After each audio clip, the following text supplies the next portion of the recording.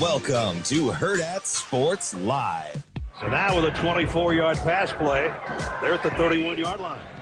2 timeouts, 14 seconds left. Helens, a little bit of a play fake. He's going to throw it long to the end zone. Oh, that's got to be Incomplete. interference. No flags yet. Nope.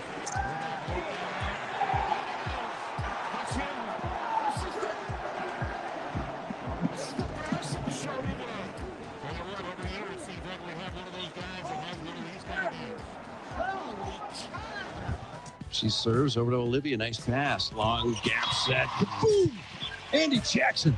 A rocket. 24-12. 25-12 with ease. Nebraska takes down KU. A 3-set sweep in the Sweet 16 and on to Texas A&M. Shot clock to 7. Hoiberg. Missed. Got his own rebound. Right back up. Missed it. There he is. Garcia. How big has he been down the stretch for this Nebraska ball club? Lawrence to throw it in. Garcia runs to it. Catching it inbounds is Hoiberg. 14 seconds, 13 seconds. Hoiberg across the division line. We got 10, 9. Everybody flat along the baseline except for Sam out into the timeline. 5 seconds to go. Sam drives the ball, kicks it. It is Lawrence, puts it up. God! 2 seconds to go. Inbounds play. I'm going to pass out. The game is over. Nebraska wins it. Nebraska wins it. Nebraska wins it. Jamarcus Lawrence hits one with 2 seconds, 2/10 of a second to go. And I'm not going to last this year, but Nebraska just set a school record for 11 wins to start this season. Good morning. Welcome in Hurrdat Sports Live, presented by Centris Federal Credit Union. That's DB. I'm Ravi, Lulla here at Hurrdat Sports Bar and Grill. What is up, DB? How we doing? Are you going to pass out? No, I'm good. Okay. I'm good. Oh, 2 super early flights. So, Yeah. How was Tulsa? Tulsa was good. Yeah. Yeah, a lot of kind people. Early, it was a 5:05 flight yesterday. Ooh, that is early.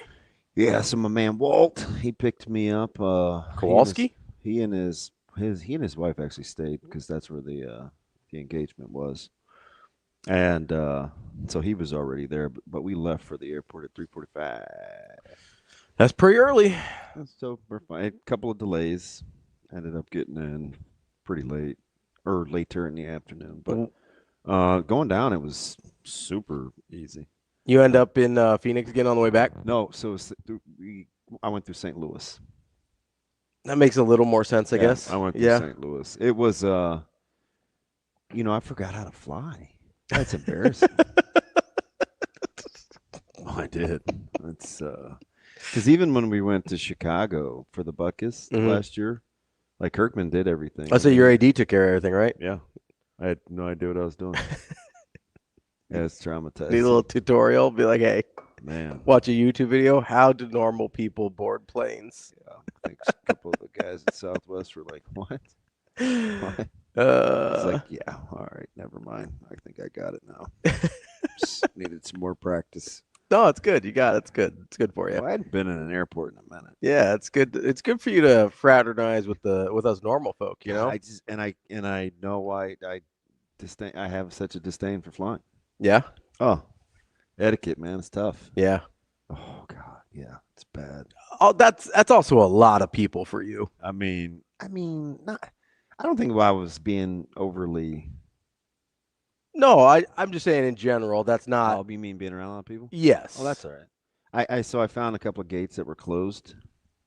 You just off by yourself. Yeah. So I walked I'm like E24. I'm like at E2.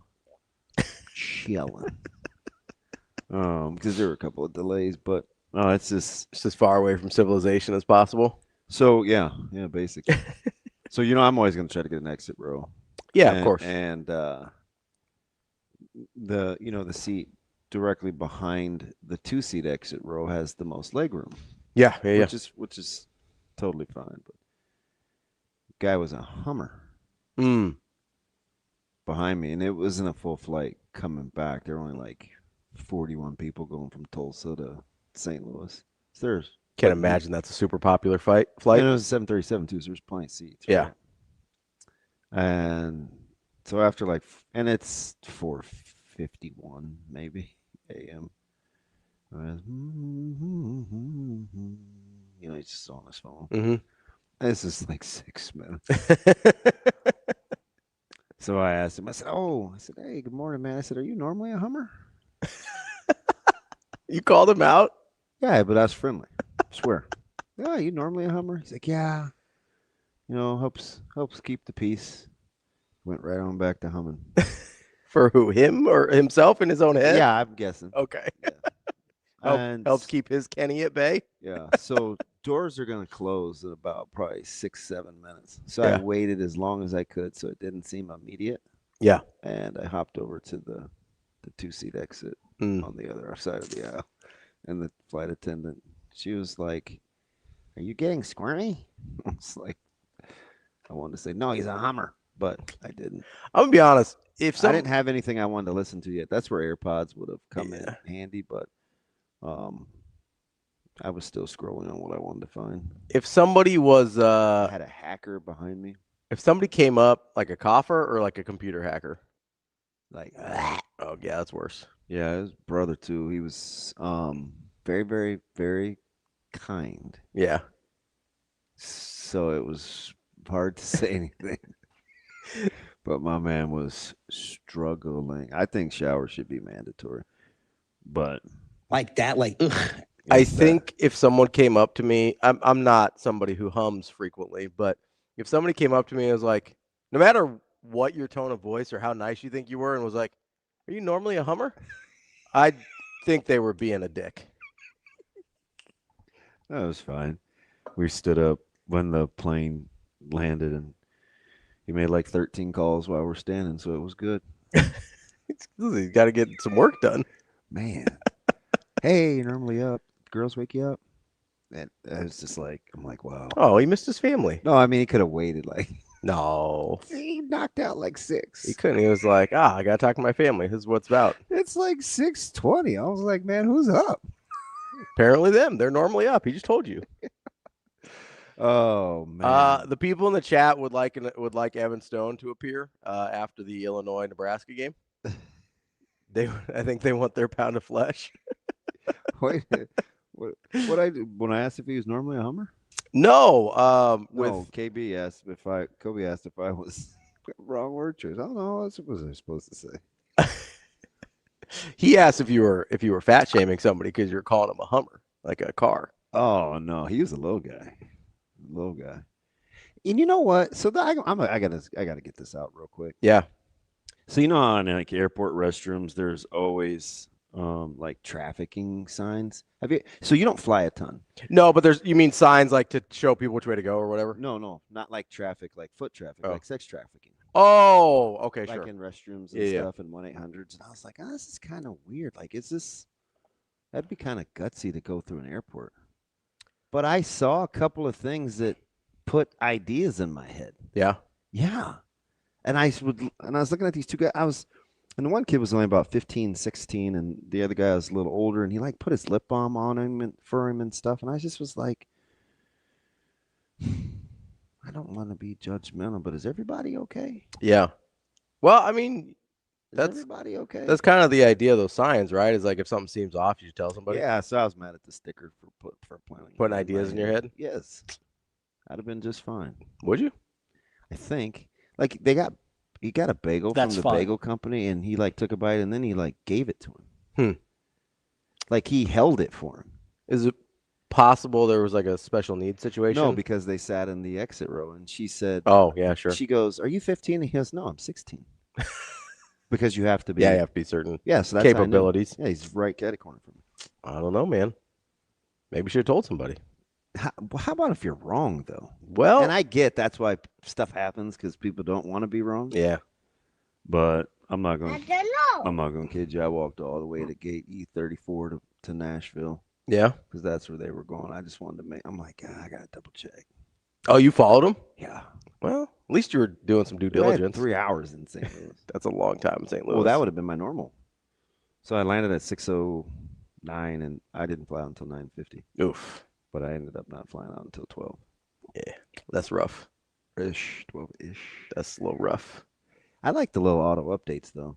Oh, you get them on like your phone? Yeah.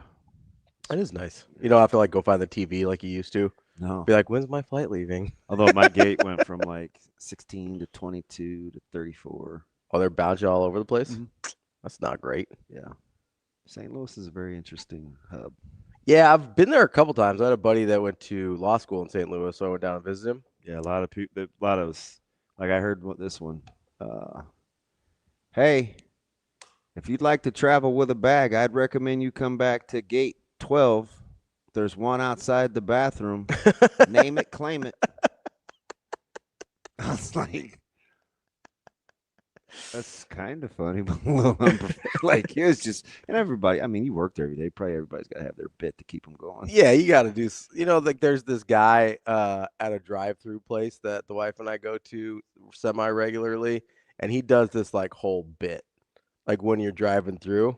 Yeah, he goes. One of our attendants. Whoa. What just happened there? Oh man, your computer just spazzed out. What just happened? I don't know if spaz is offensive. If it is, I apologize. Whoa. I don't know what your computer just restarted out of nowhere. I don't think it was doing that thing that like old TVs used to do. Yeah, the bad pixelating. That's not great. That's not great. It is because it was cold because it was in my car. Maybe that probably. I mean, you should not leave that in your car. It was an accident this time. Maybe. Real cold this weekend. It was an accident this time. I didn't mean to. Well, it looks like you might be okay. I don't know. We'll see. So, like the whole weekend. I mean, I spent a ton of time just like watching television. Yeah, there was a lot of television to watch. And I felt like we were all watching the games together. I think was Jacob the only one that was real time at Creighton, or was he at volleyball? He was at volleyball. I think. I don't think even think he was at Creighton. So nobody. Or no, he might have double dipped on Saturday. Was anybody real time at the game? I know Matty wasn't because he was talking about. Yeah, he watching the next game. Yeah, I think he's still at his brother's. I wasn't. I was watching on TV. Jacob might have double dipped because I think there was enough gap between Creighton and.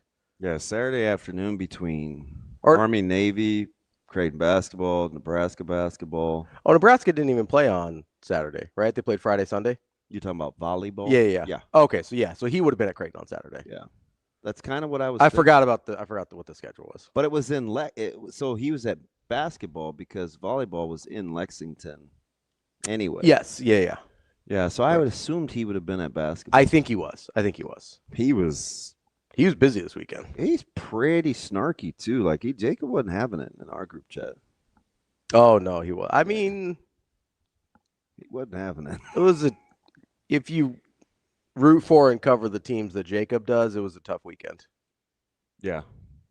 Which we'll talk to him later. We'll talk to Jacob at 9:30. Get his thoughts on the Nebraska volleyball season and the way it ended. We'll also talk to Sam. Utter disbelief.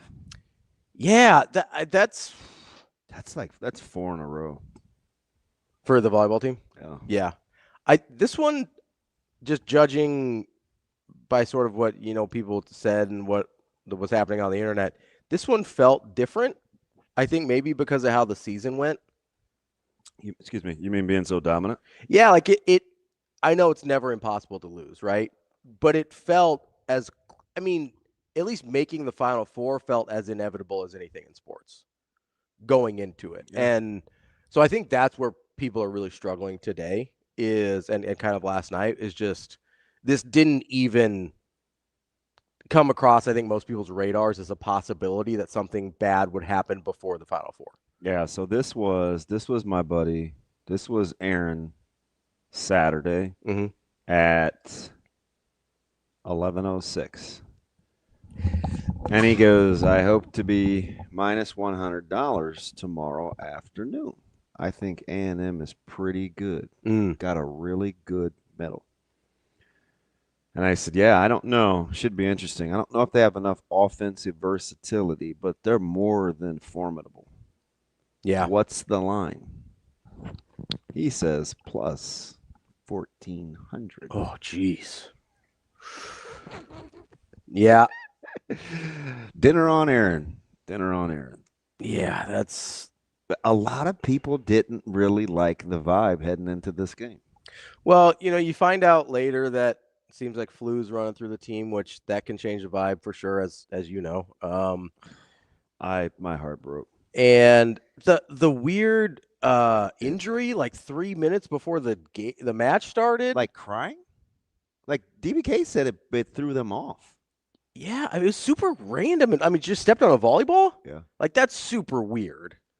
And like random and kind of just like, what is happening right now? Yeah, it's such a fine line between because you're built to just deal with it. Especially this team, I'm sure there were some similarities in mindset. Mm-hmm. But going into our Texas game at the Big 12 championship, but you don't want to make excuses. Yeah, like we just didn't talk about it, right? I mean, playing little guys at line, like we were, decimated. Yeah, but we don't talk about it. Yeah, even though like it's like Texas made it for media and fan base might. But we don't, like, as a team, really talk about it. Which I get, and I do, and especially in the moment, you can't. My heart sank. When I started reading, especially, like, there was kind of some struggles with some early reports on social media, and it was kind of going back and forth, and then that got my attention, and I was like, ooh, wonder what's going on. And then, with the whole flu thing, doctors being in the locker room, I was like, oh, I get it. Yeah. I mean, even, because we went through it. Yeah. And it's like, oh, no, we'll still be fine. Oh, no, we'll still Well, you have to tell yourself that, right? Yeah, we'll still be fine. So, like, that, because that's, to me, I understand in the moment and as a team and in that locker room, you have to tell yourself that. There's no other option, right? Because you cannot change the fact that people are getting sick around you or you're getting sick yourself, right? But, like, it does, like, it obviously makes a difference. Like, physically, it makes a difference. Well, I mean, shoot, I come in here sometimes and I don't feel good and it makes a difference and I'm not doing anything physical, right? I'm just talking. And you can tell. And I'm trying. Like it's not like I'm throwing in the towel and just be like, I'm just here to be here. Like I'm trying. Did you Berg and Riley look like the pasty gangster. Yeah. But she balled though. So I give it to her. But so there were no options because backup setter's out, right? Allie's out all of a sudden, with no warning whatsoever to kind of prepare for that. Andy Jackson's struggling. So things. How about my ominous text? Which one was that? I was like, well, DBK, what I said? Oh, yeah, about Andy. I said, well, Herb not putting AJ back in the game, come back to haunt her? Yeah. Yeah. I don't know. It's one of those things. We've sort of talked about this with DBK all year, though, like with her lineup and the way she does things. She's going to do it, yeah. Yeah, she's just going to do it. And all year, it's like it can't be the right thing all year. And then all of a sudden we second guess when we don't like the result. Yeah, she got the quick hook early. Right? Yeah. I mean, you talk about being late to the party a few too many times, especially with A&M's medals. But like if you're sitting there and you go, okay, this is how like we built this team to have depth and to have options. So that if somebody wasn't playing well, then we didn't have to stick with that and just hope it turned around. Yeah. Then, like, that's literally what they've been doing all year. So I don't know how you can go back now and say, hey, probably should have gone back to Andy. Maybe, obviously she's one of the best players on your team, right? But, like, this is the reason you played this season the way you did, is so you gave yourself options. We talk about the football team all the time. Coach yourself into options. She did. She coached herself into options. It didn't work out this time. But they also came back from 2 sets down and almost won that thing. So how about A&M's swag? Yeah. I mean, that was a resilient. Yeah, like after you lose bunch. After you lose 2. I mean, so I think what how I felt like it was Nebraska's nerves though, late? Yeah. The surface errors. Yeah. A&M had a couple, but Nebraska was struggling. There was a couple things that a couple on match point. It's like, that can't happen. I mean, like, I get it happens, but that's rough. Yeah.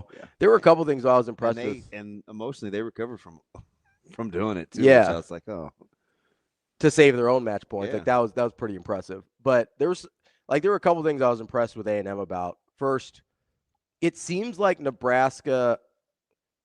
This is a weird analogy. There was it. The movie Miracle? in 1980. Like it seems like when teams it seems like when A&M didn't crumble after Nebraska got on top of them early in the first set, that sort of like gave them some of that confidence to be like, oh, we can survive the flurries. Yeah, they were in it from the jump emotionally. Like I don't think they ever.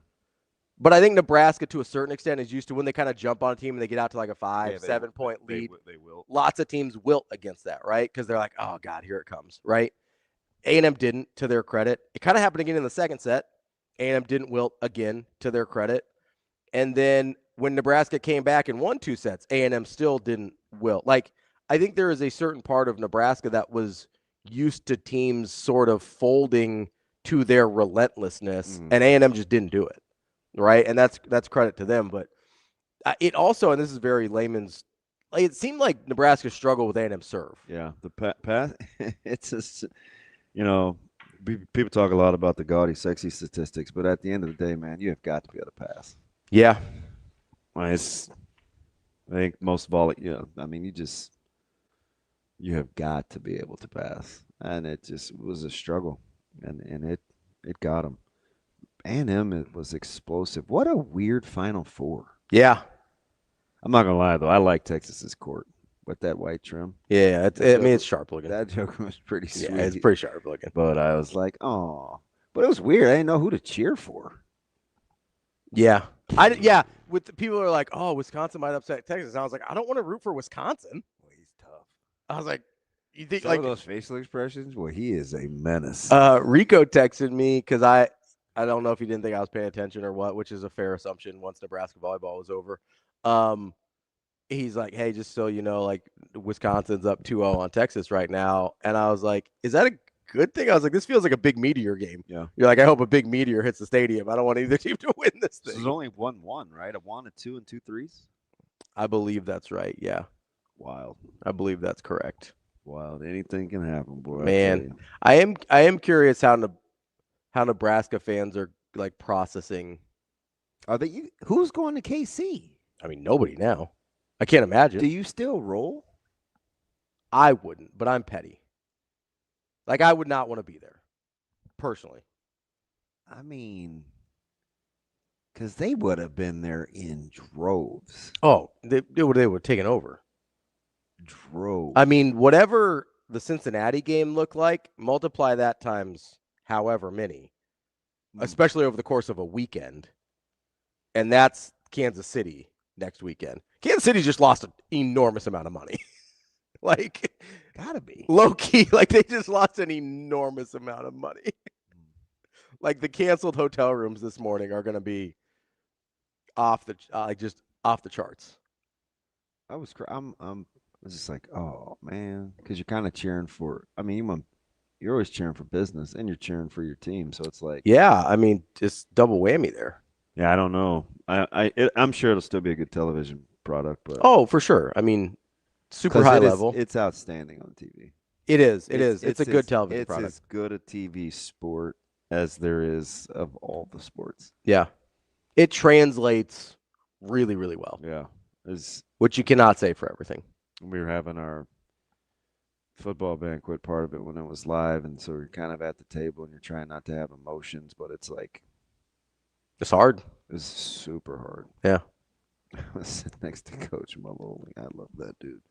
Oh, it's nerve-wracking. And they just answered the dinner bill. Boy, he was bad yesterday. I'm hoping, as we're looking at Bengals-Ravens highlights, remember I told you I was kind of blowing off his comments last week because Burrow's just kind of weird. Mm-hmm. He's like, it's a lot going on. Not having fun right now. I got to figure out how to have fun. Then on the heels of that game, I'm like, would he retire or would he move on from Cincinnati?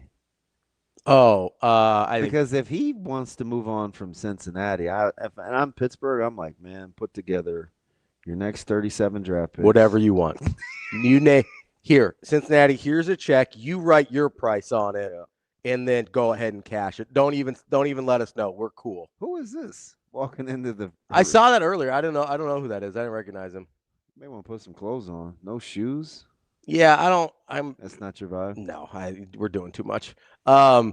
So, but it was a crazy weekend. Jacob Bigelow tweeted this out about What did JB say? You were talking about the attendance at Kansas City. Yeah. So prior to the Nebraska loss, tickets looks like the get-in price was $347. Yeah. Afterwards, it was $138. So it almost dropped by 2/3. That's tough. Yeah, it's gonna be rough out there. Yeah, but I mean, it is just a topsy-turvy. And I was just thankful I don't have to wait to be miserable about the Steelers until tonight. But, is that funny, Shane? No, it's just the wait to be miserable thing. I was laughing at the comments.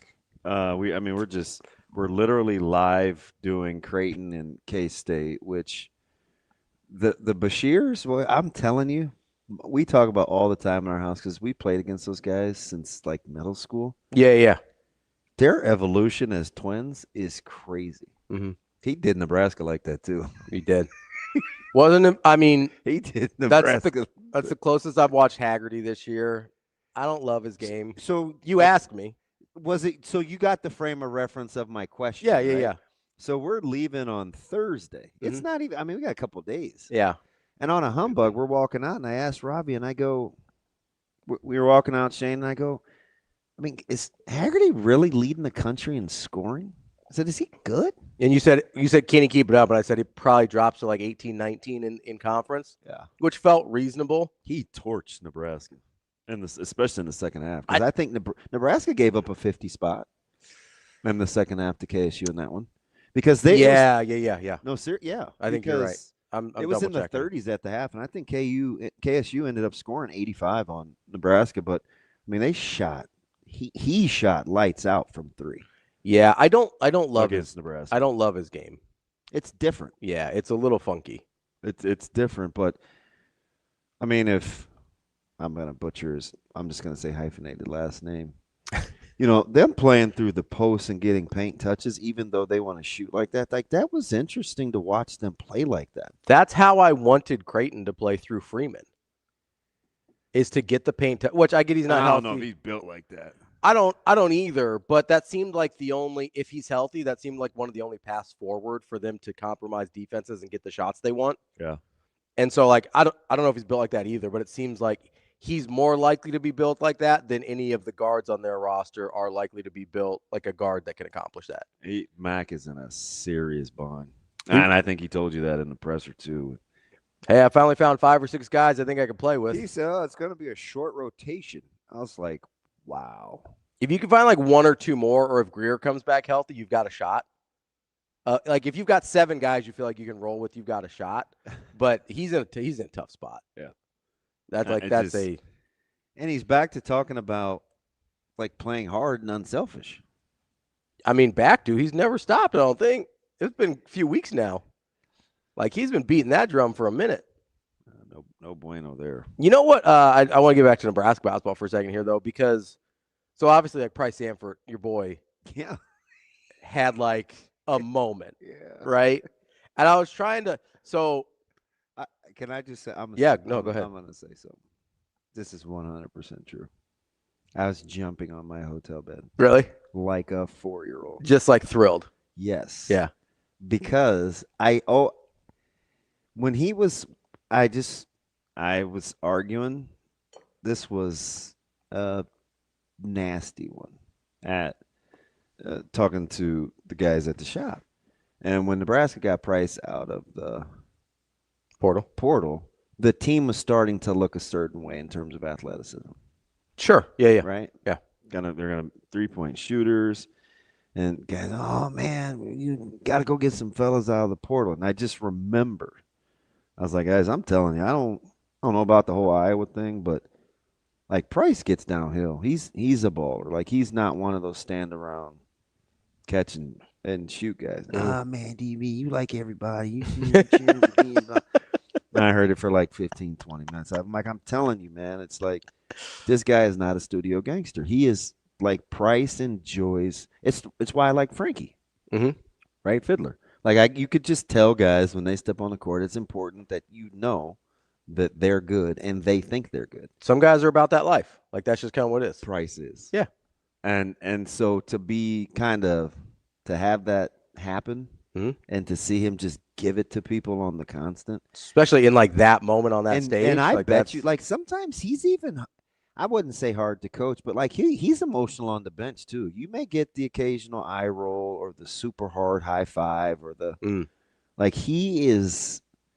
I love it, and I was like, yeah, jumping on the bed. I was like, give it to him, Pete. Like I knew. I was like, give it to him. And people outside, like you're Kevin in Home Alone. Yeah, dead serious. You know, I'm a total child, and it was 2-bit twins. I was going back and forth. I was like, go. I was like, ooh, that 20. It's like, my man's got 26 already. And I think I texted you guys. I was like, Price, because I didn't know if you guys had transitioned. Yeah. And I was like, Price is on a heater. Yeah. He's up to 26. I got, you were not the first person to text me about Price. Good old Evan Stone was like. So I missed that segment. How was Evan? He was funny. Like he was good, but then so people are chirping at him because he's like at the end he goes, "You want a prediction or anything?" And I go, "Yeah, sure, go ahead." And he goes, "Illinois by 1 million." It was a bad matchup on paper. They just aren't very tough. Yeah. But I said I worry about their toughness. He went all Cam Ward on me after the game. He goes, "I'm gonna keep it a buck. Our defense is ass." They won't touch anybody. Nah. I mean, we keeping a buck right now. We ass. That's basically the text he sent me after the Jamarcus Lawrence shot. And it was just to watch them weather the storm. See, it's not just that they won. It was the big lead.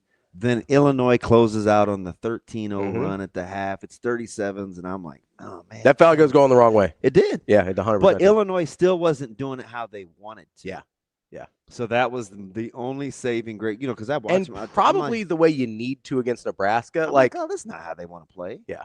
And I can't stand Boswell. I'm like, I don't like his game. Oh my gosh, I don't like his game. So I'm just watching this thing, and then it gets kind of dicey, and everybody's mad about the officiating. I was like, man, just hang in there, man. Just play through it.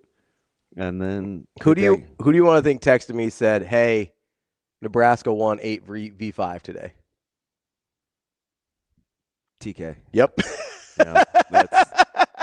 Yeah, that's a TK. 100%. So like, I'm watching Price in the first half, and like, that's the type of thing that I love, right? There's like a little bit Ethan Rogge, Villanova in there early. But you know what it ended up looking like? Because he made 6 of his first 7, right? I think so. From 3, and then I think he was 7 of 8 from the field until he missed the little layup or whatever.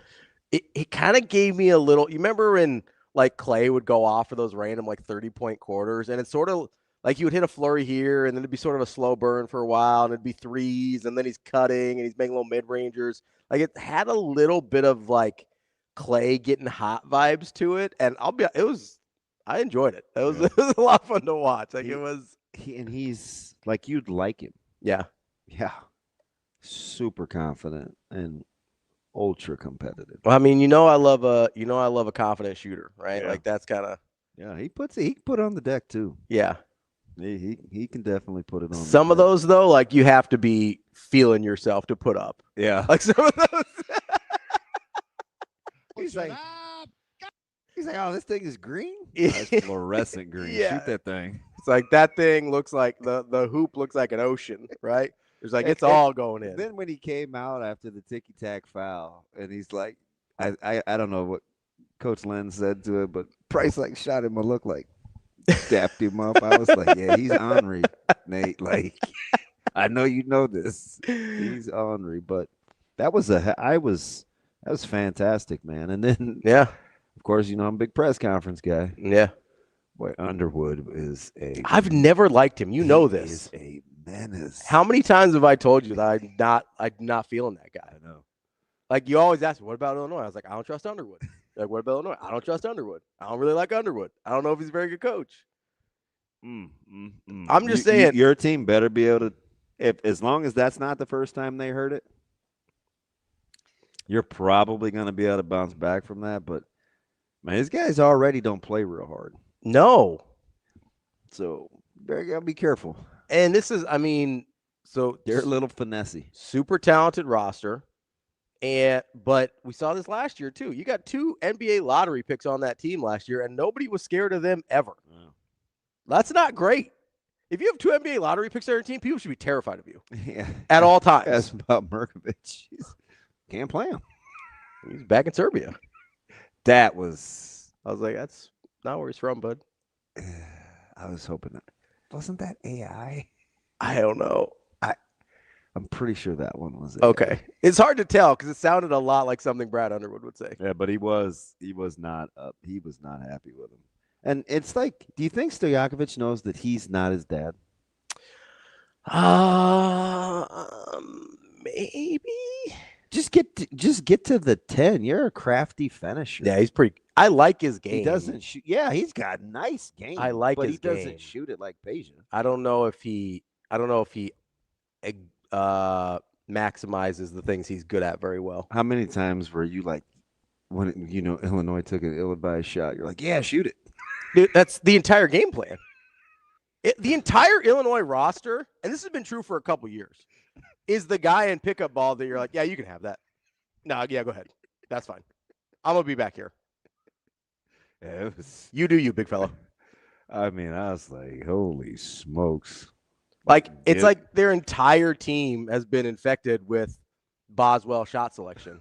Hey, my guy's at Kia. Headley. He's in Pittsburgh now. He's a big Dolphins fan. Yeah. Yeah, so he and Owen are going to the game tonight. Nice. Yeah. He sent me a couple pictures. He's got his little Miami beanie cap on. I wouldn't even I don't know. I've seen some sales managers at Kia dealerships. Underwood looks like one of those guys that operates one of those foreign luxury car used lots. That's a good call, Joey. That is how Frager acts. What do you say? That's totally Frager. He's mean-spirited too. I like him, man. They are tough. Tom Petty won't back down. Yeah. I mean, they play with some swag. And that I think we underestimate just how far that will take you. Man, it's a confident bunch. Like just being like, no, we're about this. And they did. So if you're Nebraska, you got to be pumped because you won on the road, and Rink wasn't even ranked because that was why I was worried is because they have bodies to match up with him. Yeah, Illinois can give Rink trouble. Yeah, and it didn't matter, yeah. Right? So I was like, holy smokes. I mean, he was solid. Like, don't get me wrong, but he wasn't the guy that we have been talking about that controls every aspect of the game. And they still found a way to win. But he looked a lot like 2 years ago Rink, which was good but not transcendent. How Illinois I get part of the reason they only had 9 fouls. It reminds me of some of Mac's really good Creighton teams where, because they don't foul. But they were at least playing some defense. Illinois wasn't playing. It's like it's a lot easier not to foul when you're just like, see ya. But go ahead. I try not to get into it, but when it trickles into the broadcast, it can sometimes kind of sway you. Yeah, a little bit. I was like, how many? That's 18 foul. Oh, it's the 19th foul in Nebraska. Yeah, we ended up. I was glad Hoiberg could play with 4. Excuse me. We ended up at 21-9 on foul calls, which seems aggressive. Yeah, Illinois stayed in the single digits. Yeah, 21-9. So that's a lot. It's a big disparity, especially especially stylistically. I don't know that that's appropriate. Yeah, Nebraska won on the road, in which they only attempted 8 free throws. That's tough to do. It's tough. It does help when you get almost a 30 burger at halftime from one of your guys. Peter, that kind of evens things out a little bit. I'm telling you, man, if it had been candid camera, I was just bouncing on the bed. I was like, I'll give it to him, Price. To be fair, I know Caleb was cheering his brains out too. Because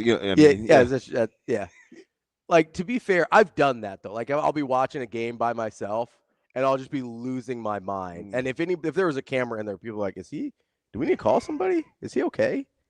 Like me running down the hallway when Freeman hit the home run in the World Series. Yes, exactly. But I couldn't make as much noise then. I'll just like scream out of nowhere, and it scares my dogs. That was like almost 1 a.m. It seems.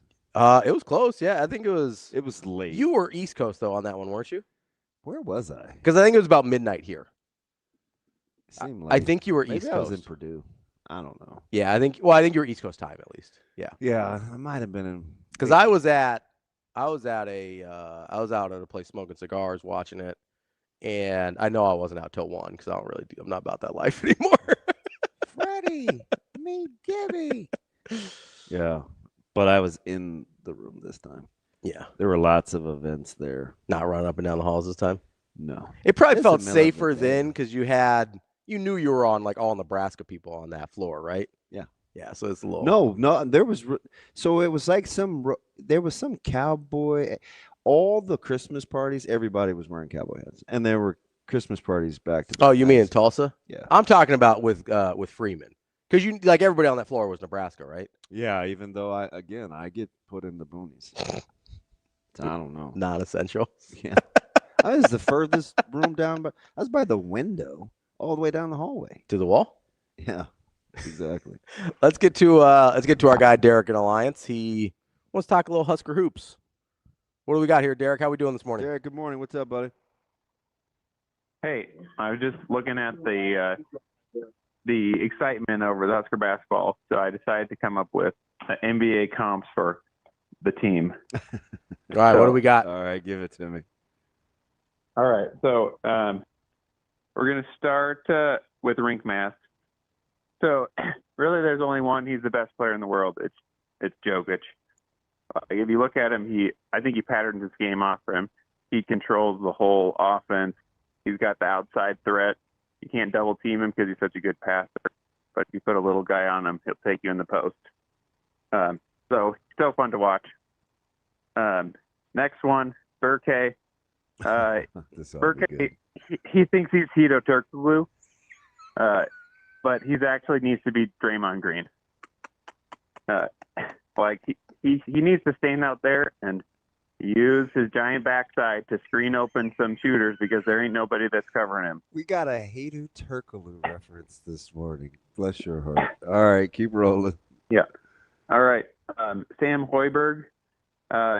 This was a little bit of a tough one, but I think he's Alex Caruso. He's just a pest. He has really good decision making. He's got the headband. I struggled a little bit because he's got a lot more hair than Alex Caruso. I would definitely trade. I've got a better one for you for Hoiberg. Who's that? Giddy's playing quietly. Giddy's better than I think people give him credit for. I like his game. I like it. Yes, it's Dellavedova. Yeah. Hoiberg is Dellavedova. I went He's 100% I went with Dellavedova to a Sejan because I think that Dellavedova is more likely to get punched in the face during a game. Yeah, Sejan seems like a pretty cool cat. Seems like it. All right, Stanford. I struggled between Peja Stojakovic and Klay Thompson because he looked a lot like Klay Thompson during the Illinois game. So I'm going to go with Klay Thompson. And then Jamarcus Lawrence. It has to be Chauncey Billups after that shot. Oh, big shot, Jamarcus. Minus the FBI sting, right? Well, yeah, that like Detroit Chauncey Billups, okay. Not like gambling Chauncey Billups. Allegedly.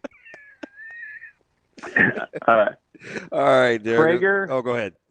I want him to be Ginobili, but he's not quite that good. So I think he's going to be left-handed Jamal Crawford.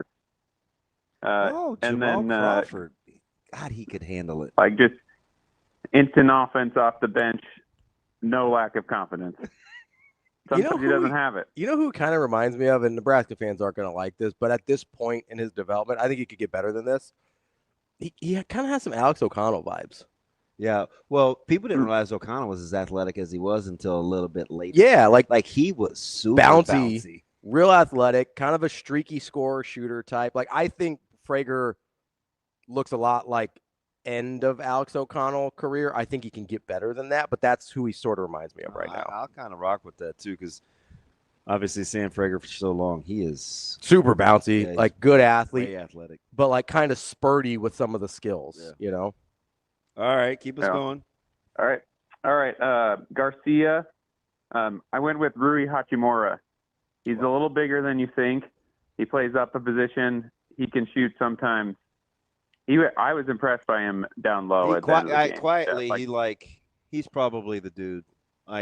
He was the glue guy in crunch time in Champaign, in my opinion. He did a lot of dirt. He did a lot of dirty work. Yeah. Jacobson, Jared Dudley. Oh, no. You don't really notice. He doesn't need the ball. He moves the ball along. Sometimes he shoots.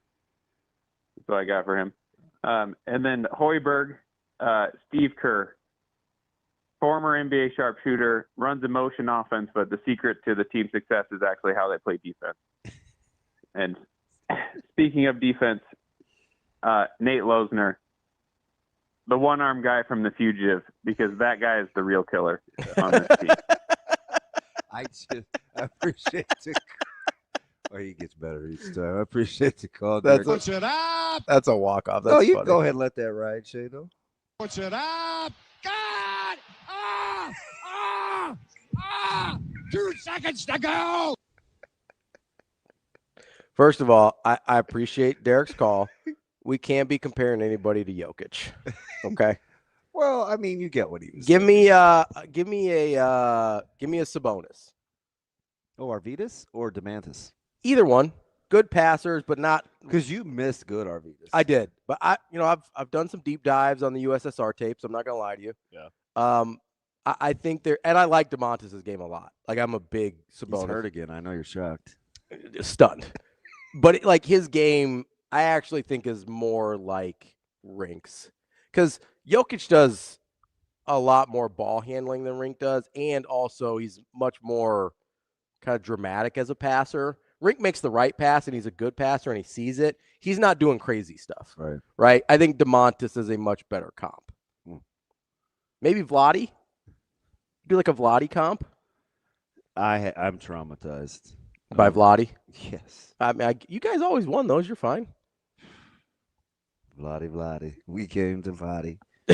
You got your guy, Big Shot Bob, in there to take care of things? Yeah, I'm not a Divac guy. All right. No wonder he kept his job so long. He's a bad general manager for sure. He's a nice ball player, though. I do like the Mantis. I thought that was going to be a nice sneaky get in that I did trade, too, because it was kind of blockbuster, because that's the Halliburton one, right? Yeah, because they didn't think Halliburton and De'Aaron Fox could play together, which seems like a mistake in hindsight. Maybe, but then they have. Maybe. Then they have getting rid of both of them. Dude, how good is OKC? So what's funny? Obviously, very, very good. What is happening here? I don't know. Okay, that's fine. I think they work here. The funny thing about the OKC thing, which they're incredible, right? And I know I tweeted this out, but this is far too linear. It took Victor Wembanyama 21 minutes of being back in the NBA to be like, we're done here. Yeah, because he had the back. Was it his calf? Yeah, he'd been out for a few weeks. Everybody is terrified of calves now. I'm terrified.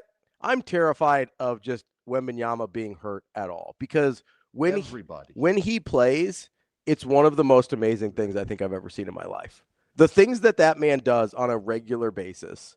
And makes it look pretty super casual. Normal. And he's the first time. I actually had. You could make the case early. They're ahead of schedule. Oh, they're like 18-7. And he hasn't been there for like 12 of those games.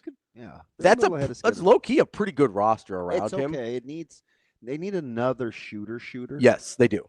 But they're pretty competitive. Yeah. And I actually had this thought, and ironically, it's a guy that got hurt yesterday. I was watching a game, I think it was a Warriors Spurs game before Wembanyama got hurt. And it was the first time in my life I've felt this way about an NBA player on defense, where I was just terrified of anyone getting within 5 feet of Wembanyama at any given time. It felt, I swear to you, it's the same Don't hurt him. No, I was afraid of him. They couldn't score on him. Yeah. It wasn't about him getting hurt. It was if you get anywhere near Wembanyama, that you're not scoring. And it was the same feeling I had when the 49ers gave Patrick Mahomes the ball back in the Super Bowl. I was like, oh, we lost. Did you see the deal where Harrison Barnes, since we're just speaking of Spurs, and he is a former Carolinian, was just randomly buying groceries at the grocery store for people and giving away vouchers. I'm really happy that he's a nice person. I will forever hate Harrison Barnes. He took too much money from you? No. He should have stayed? He shot like 12% in those finals against the Cavs. And he was open the entire series.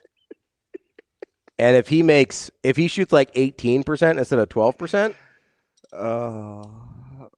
grudges die hard. They don't die. So sorry. I keep those forever. Forever. I will never forgive him. All right. I'm sure he's a good person. He's shooting. What's Wemby shooting from 3? Oh, a stupid number. I think it's. I thought he was shooting well. It's like 36%, maybe. You know he's 7'5", right? That's a pretty stupid number. Is it? Like contextually, yeah. Well, he's not going to be contested. He's at 36. He's 50-36 on his slash line. 50-36-84. He needs to be better than 50% from the floor. He needs to have his shot selection be better to. Yes. You know what I mean? Yeah. That's the one thing, and it's better than it was the last year or 2 years ago whenever he played his full season. Because that's like Fox, it's Castle, it's Barnes, it's Fastnell, it's Julian Champagne, it's Wembanyama. Champagne. Yeah, you need him to probably be in the mid 50s, and that's a pure shot selection thing, in my opinion. So it has gone up every year, though. Are you re-changing? Because I said I wouldn't be surprised if Nebraska could start 2-3 or 1-4 in the Big Ten Conference. How has your mind changed now? Because I think they got, is it Northwestern and Michigan State? For Nebraska basketball? Yeah. Who's in between? No, they've got 2 non. They've got North Dakota, New Hampshire. That is. And then they've got Michigan State on the 2nd. So North Dakota, New Hampshire should get those. Yeah, it should be 13-0. And then Michigan State at home on the January 2nd. Yeah, definitely need to be at that one. That's going to be that's a big one. That's a big one. That's one of those where I'm like, hey, even if I get credentialed, I know I'm not going to get to sit in a good seat. I'll stand. Yeah. They've got a stretch there. Boy, that environment will be cooking. Unbelievable. Like that'll be bouncing. That stretch. So that'll be the other. So I don't like the long skilled guys. Mm-hmm. Now we're gonna get to see the hyper athletic. Yeah. Well, that's what we talked. Now I get to see them against their other Achilles. Yeah, those are the two things we talked about. We think could be problematic for this team is skill with size, and hyper athleticism. We saw them now. A skill with size team that is a little tougher than Illinois still could pose a problem. Michigan. Yeah, that's Michigan. So, and Michigan's a problem for everybody. Did you see Arizona's second half? I didn't. Who did they have? Bama. Oh, okay, yeah. I saw the score. I didn't watch that one. I think they were either tied or down at the half. It was 41-39 maybe at the half. Bama. It was 41-39 Bama. Yeah. And then it was not 41-39 Bama. Dude, seriously. They dropped 57 in the second half. I'm telling you. So aggressive. 57 I was like, and a half. Down at half. 57 and a half? I'm telling you, man. Good Lord. That's a lot for an NBA game. Yeah. God. Wait, Coach Stokes, the ticket price is for which one? He's probably talking about Michigan State, Nebraska. I would guess, yeah. Ooh, they're high. That one's is high. Is that a good guess? High. They're high. He's like, oh, it's a lot. It's probably aggressive. Hit me, Coach Stokes. How much? We'll check here in a second. Have we not taken a break again? We have not. Yeah. Sorry, Shane. It's okay. We're all right, I think. I think it's okay. Shane It's does. okay to be positive. Oh, too. yeah, he is talking about MSU. Shane doesn't care. It's Rico and Austin you got to worry about. Which, Shane, are you alive? You good? Did Penn State lose to UCLA? I think we need to have a discussion about Team Roston. Well, what's wrong with him or them? So, TK's quarterback did win the Heisman, and that feels like it should be worth some points. Oh, we can't make up rules. I love TK. Listen, I can be Dumbledore at the end of each movie and just give some points away to Gryffindor. Well, he said 120 for the top row. It's my game. I can do what I want. 120 for the top row is pretty aggressive. You can't make up rules. I literally made up all the rules. That's how the game exists. Yeah, but we're just giving bonus points for the Heisman, which, man, I don't know. It's one of those years for the Heisman. We can have a discussion about it. I felt like Pavia should have won. I like him. I felt like Pavia should have won. So do you get bonus points for going? I felt like Well, if that's the case, then Suave and Austin got it smoked because they have 2 guys there. Oh. Yeah, right? Finalist. Yeah, Sayin and Pavia. Do you remember us chuckling over their Sayin pick? Yeah. And who else? More. Yeah. Because it was I brought this up with them because they keep going like, oh, you guys didn't even think they were going to start. There were actual battles in camp for both of those guys. Like it was up in the air for a while. 4 to 5 hundos for tickets? Ooh, that's. Hey, did you see the licensing thing for volleyball? Where every ticket in the building is $300, and then the seat license is based on where you're sitting. Oh, it has become a monster. I mean, that's how the big boys do it. They won. It's no longer this little cool grassrootsy program. No, it is that's a full-on juggernaut. Back to having this conversation again, though. Which one? Got to win one of these. Certainly do. That's DB. I'm Ravi Lulla. We will be back with Sam McKEWON from the Omaha World Herald right coming up next on Hurrdat Sports Live.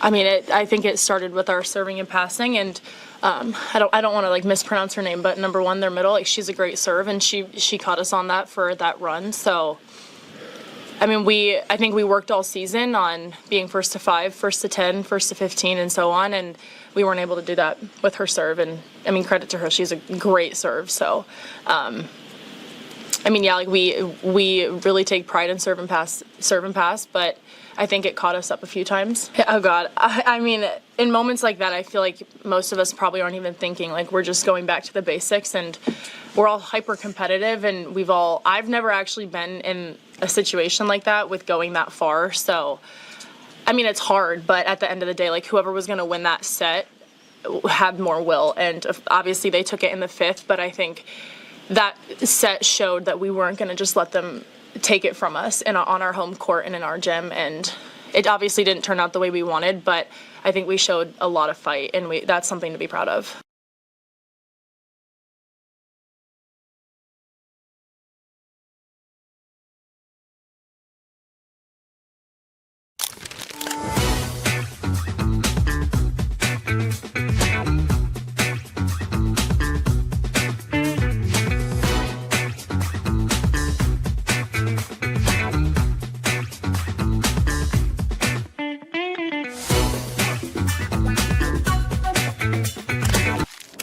Aspirations can drive us.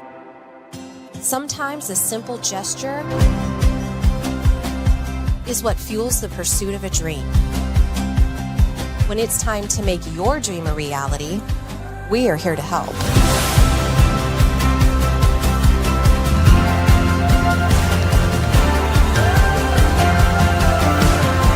Centris Federal Credit Union. We are where you are.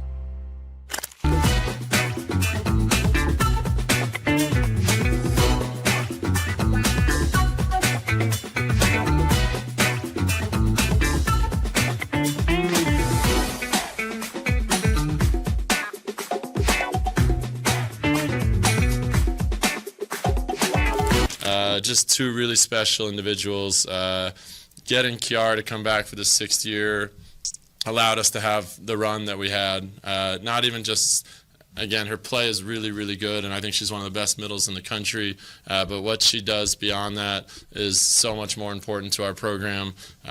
Best leader, best captain, does everything the right way. I know she jokes about being the team mom, and she really is.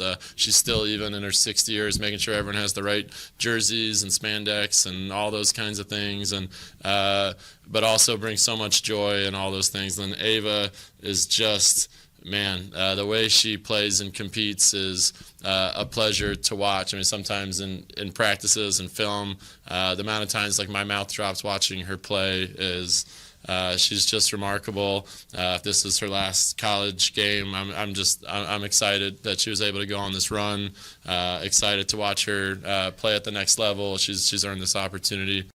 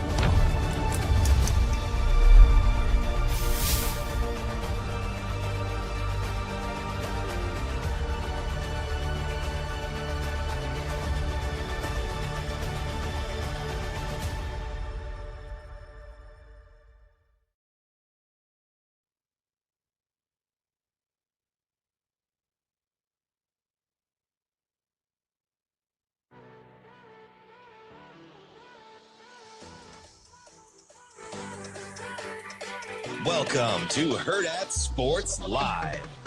No, there's not a lot we're going to do differently. I think if you have followed my career, one of the things we've prided ourselves on is how hard we play, how physical we play, and we know and do our job. So that's my primary goal. If we can have 11 guys out there that know exactly what they're doing, all right, then we can live with the consequence, right? So that's what I'm doing right now, is making everybody accountable. We're playing physical, fast, and know exactly what we're doing. That's what we're trying to get done. But no, there's not a lot of new defense. Welcome back, Hurrdat Sports Live, presented by Centris Federal Credit Union. That's DBM. Ravi, Lulla here at Hurrdat Sports Bar and Grill. We are joined now by Sam McKEWON from the Omaha World Herald. Sam, how are we doing this morning? I'm all right. I heard this, so we're not going to talk again until January 5th. So happy holidays and all the rest. Oh, well, appreciate that, Sam. What a day for the Sam McKEWON household, right? It's Cleveland and Chicago. It's crazy sports coverage. It's volleyball. Yeah. I mean, how are the old emotions revving in the household versus work? Well, I mean, my wife is firmly on Team Bears when the Browns are this bad. You know what we're hoping. So like I mean, it would be the same if it were the reverse, you know? And a couple of years ago it was. I think what we hope is that, you know, Shedeur is an answer at quarterback so that, like, you know, you can move forward with him and you don't have to spend yet another draft pick on a quarterback. I don't know if Shedeur is the answer, but, you know, he makes 2 or 3 throws every game. So you're like, well, if he can do all the other things, you know, if he can kind of develop some of the other stuff, he can make the special throw. And yesterday he made a couple of special throws to the Bears. So, you know, like so that's kind of what it is. What is so interesting is the Browns defense has, I don't know, 3 or 4 guys on it that are just awesome. And obviously Myles Garrett's the best of them, but he isn't the only one. And their offense is just a mess. I think they're probably going to have to let the coach go. And I like Stefanski, but it's probably time. And then you go out and get one of these, you know, younger guys from the McVay tree, or I don't know, from one of those trees, and and you try to rebuild it with either around Shedeur or somebody else. I don't think Stefanski really likes Shedeur Sanders, which is part of the problem, because if they had an affinity for him and they're like, yeah, we really want to work with him, I think he'd probably be a little further along. You mean like he wouldn't have the worst wide receiving core in the league? Well, he does, yeah. And they don't have a very good one. That's true. But I don't know. That seems really dysfunctional in a match. That they're going to build a new stadium away from downtown, and we're not. Molly and I aren't sure if that's a good idea. She doesn't like the decision. So I don't know. Anyway, the Bears won and won handily. The better developments of the day were that the Broncos beat the Packers, so the Bears are back in first, and the Lions lost to the Rams, and so the Bears don't have to win out in order to have a tiebreaker over the Lions if they were to lose the Lions game. So, there were some good things that happened. Nebraska volleyball, that's heartbreaking. It takes a very special circumstance for a team that great to lose in that way. And I think Texas A&M having 6 seniors, and obviously the flu-like symptoms going through the Huskers. There's been a few examples in Nebraska's past where something like that has happened, and it's set a team just a little bit off. I was thinking of the '83 Nebraska team right in the Orange Bowl, and I don't think they had the flu or anything, but Miami had 60 days to prepare for the game, and they also had home field advantage, right? And they also had great players, and so it takes a confluence of events for a great team to lose. And when I thought about it, I thought of the '83 Nebraska team. I'm like, that's probably the comp here, except that Nebraska was at home, but they also they had the flu. So tough day there. And then Nebraska basketball. It's Nebraska's a basketball school, and they're going to spend the next 2 weeks both ranked in the top 25 because they're not losing. Nebraska women are not losing to Cal Baptist, although that'll be a homecoming for a local player. And then Nebraska men's basketball is not losing to North Dakota or New Hampshire. And they're not going to drop out of the rankings if they lost to Michigan State. So I'm thinking Nebraska basketball will be top 15 today. That'd be my hunch, but maybe I'm wrong. Yeah, let me go back to volleyball because you mentioned, the flu, and I was following along on social media after our banquet about the locker room and what was going on. At what point did you know realize, oh shoot, like this may be a thing when doctors are actually in the locker room? Yeah, I didn't find that out until later the evening. I don't know that was communicated. I don't think it was communicated, but to the media that was outside there. So yeah, that's it. I know that they said that Bergen Riley wasn't feeling well, but I think it was a larger group of players than that. And again, it's just super unfortunate that happens at that time. And then you have a player who steps on a ball. A couple of people saw that real time, right, with the rest of the players going over to her.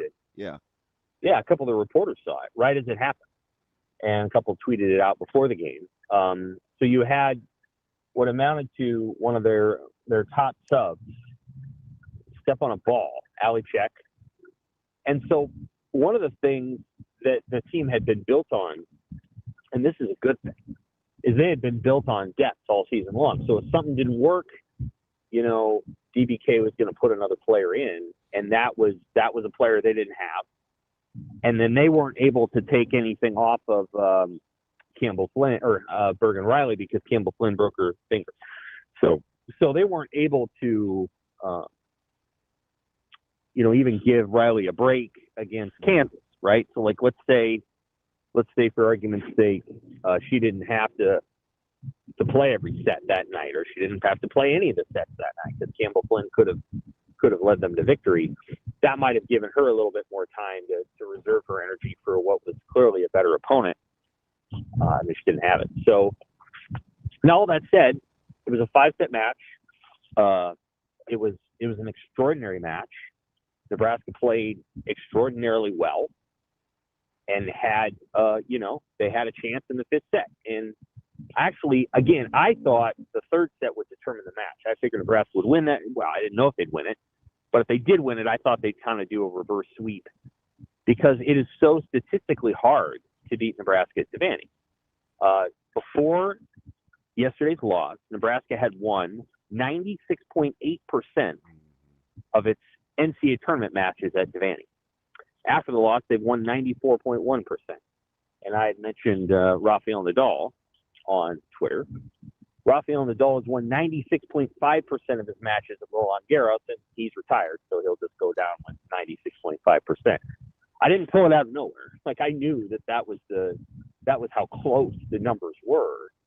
And so I would try to put it in that context, that like what happened was, imagine Rafael Nadal, tweaking an ankle and still going 5 sets. That's like how hard Nebraska is to beat in that venue.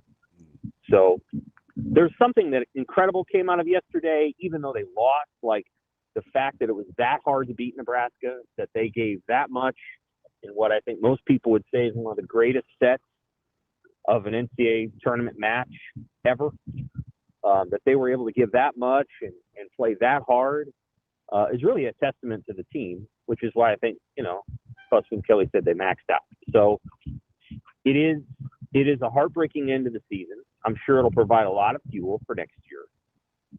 I'm sure that they haven't maybe even processed, that it happened.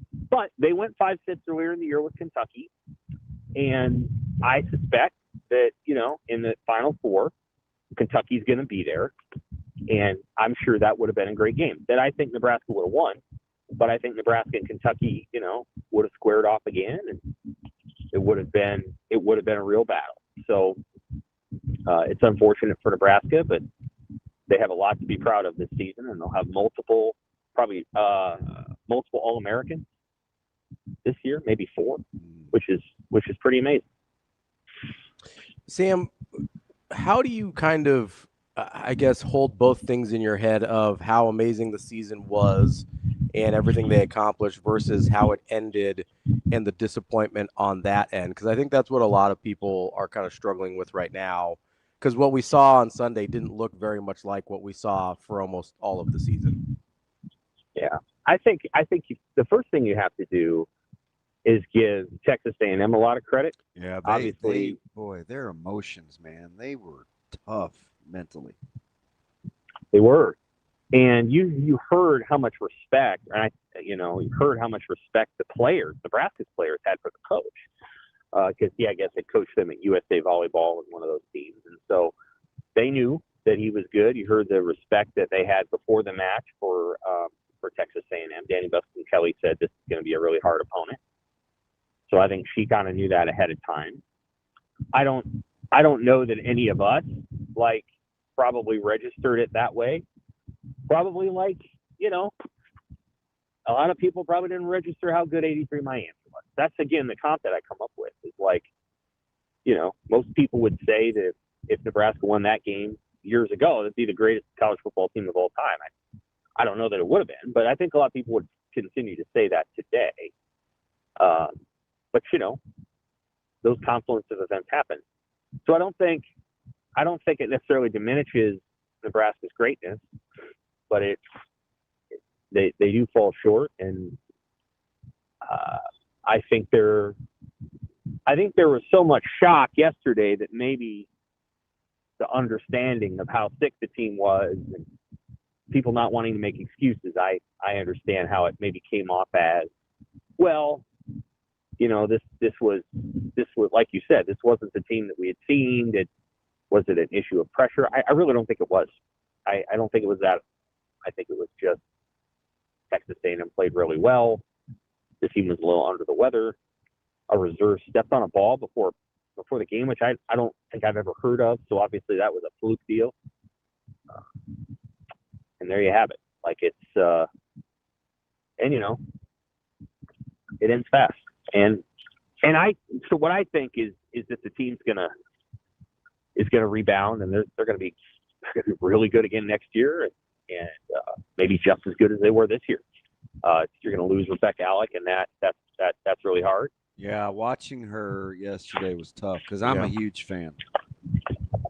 Just personally, you know what I mean? A lot of people. Oh yeah, a lot of people are. When somebody cares that much, loves. She has the such sport, a unique personality. You know, she's a cool student athlete. Yeah, she is. She cares a lot, and it was obvious. And thought Harper Murray did a really good job of working with Alec in the press conference. I'm not surprised that Harper Murray was good in that setting.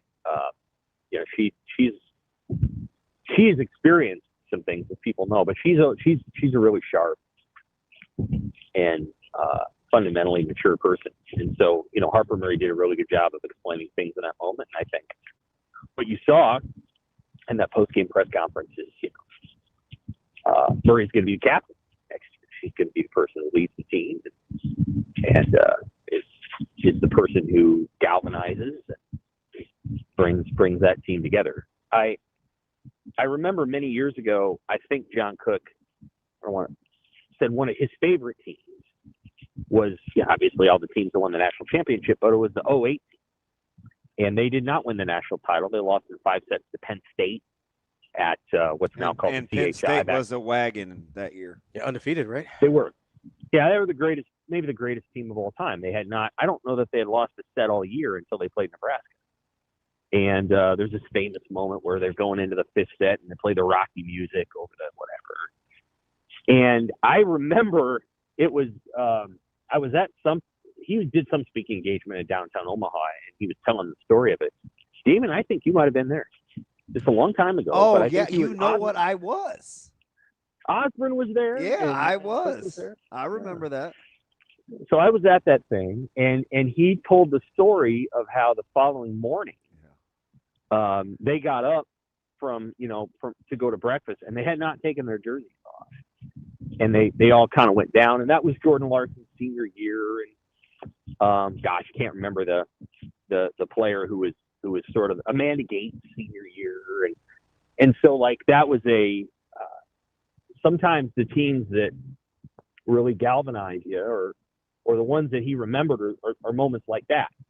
And I think what you're going to see is that this team had a lot of really good memories, just like the team 2 years ago. Although they didn't like how it ended with Texas. They had those incredible memories all year, and I think this team's going to feel the same way, and they'll come to understand that what happened was really tough, but something that they can look back on and appreciate how hard they fought. And next year, I think they'll be back, and they're going to be a perennial contender to win the national title. And how many years? They were better. Go ahead. They were better than this team relative to the sport. But it gives me Texas vibes. I know you fast forwarded to Nebraska 83 because of how good that team was on the national scale. So I get that. But the Texas thing, because I still remember, sitting on that stupid slanted thing for the buses where the players pulled up in because we went in under the stadium. And those, dumb cellophane sandwiches waiting for us on the seat. It was a miserable feeling, right? But that 97 team, just remember, they didn't like feeling like that.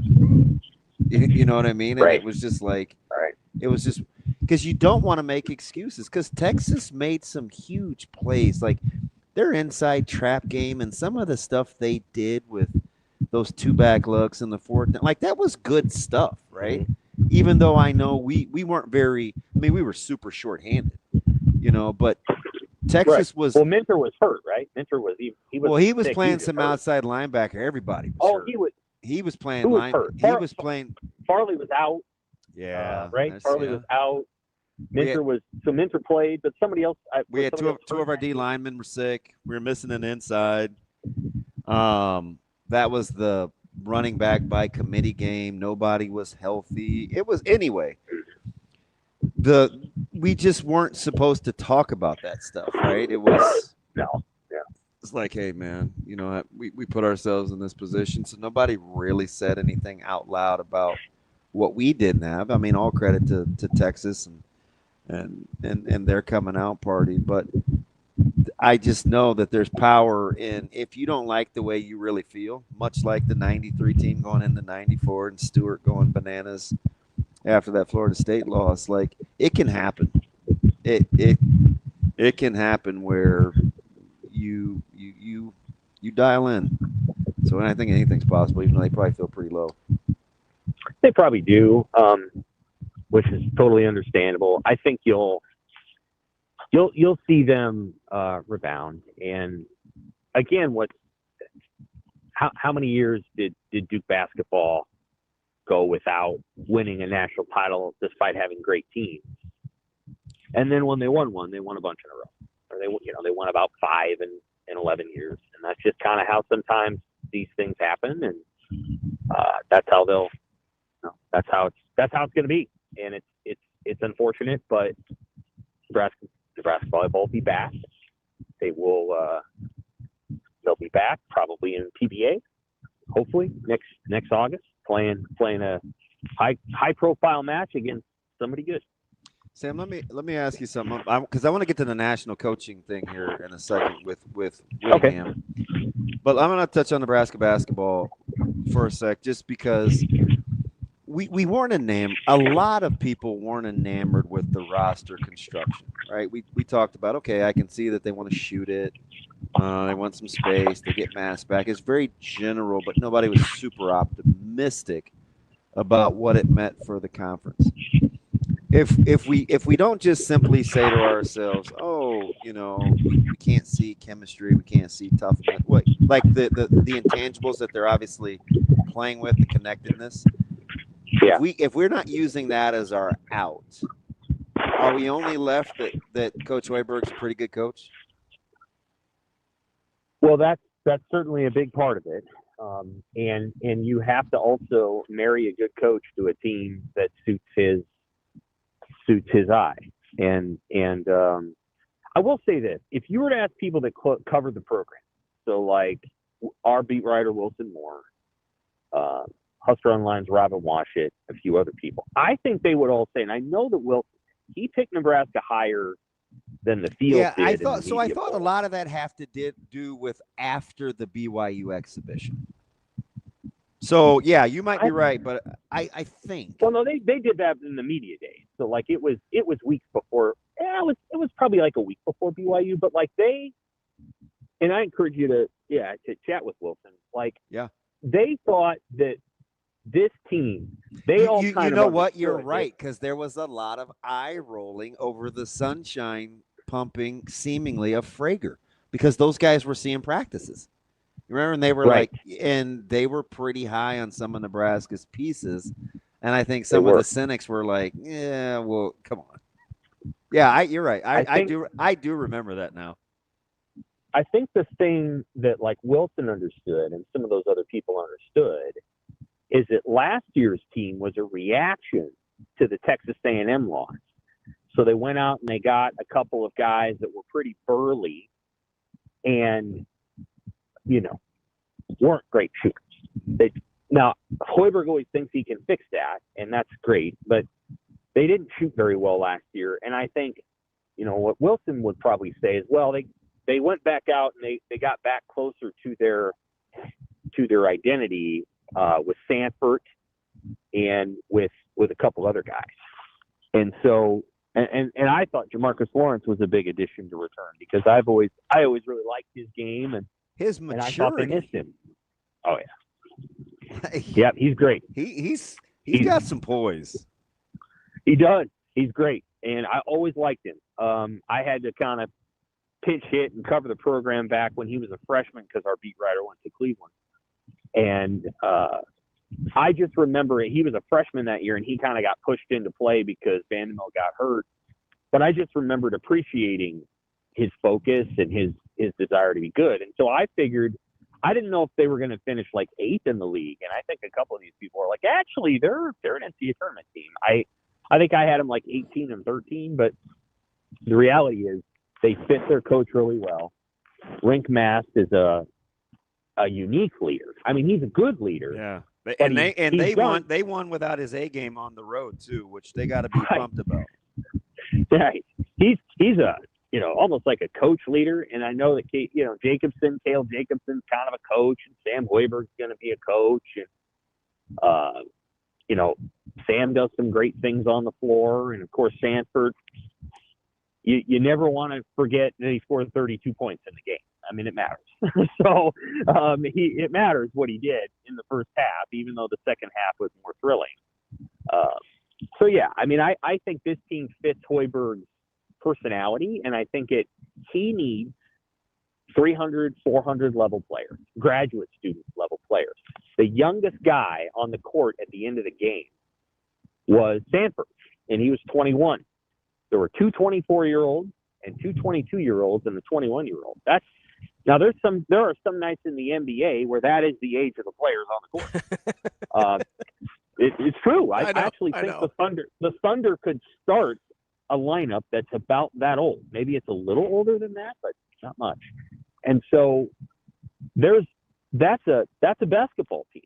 That's a group of grown men. And Jared Garcia has come out of nowhere the last 2 weeks, and it's like, oh yeah, well, he's played basketball for 6 years. He knows what to do.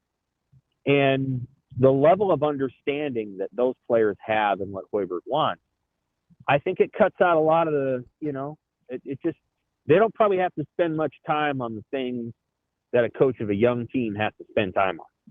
And he's got them really well connected, and they're hitting shots. It's pretty cool, like Amy Williams has an undefeated team too. They're also kind of old in certain spots, but they're also kind of young in spots. They defend, man.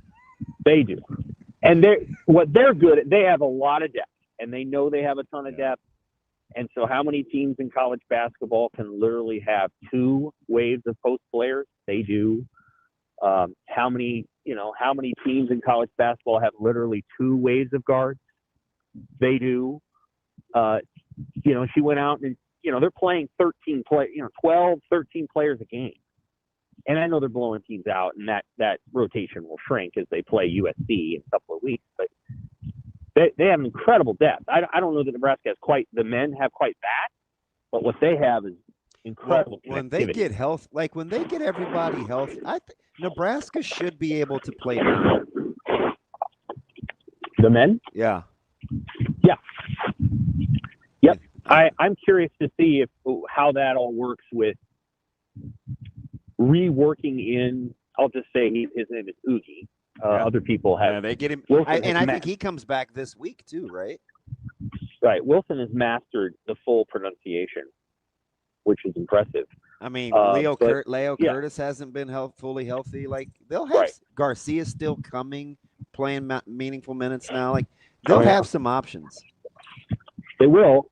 I don't know that they're going to play a more physical and taller team than they just did with Illinois. Michigan is right there.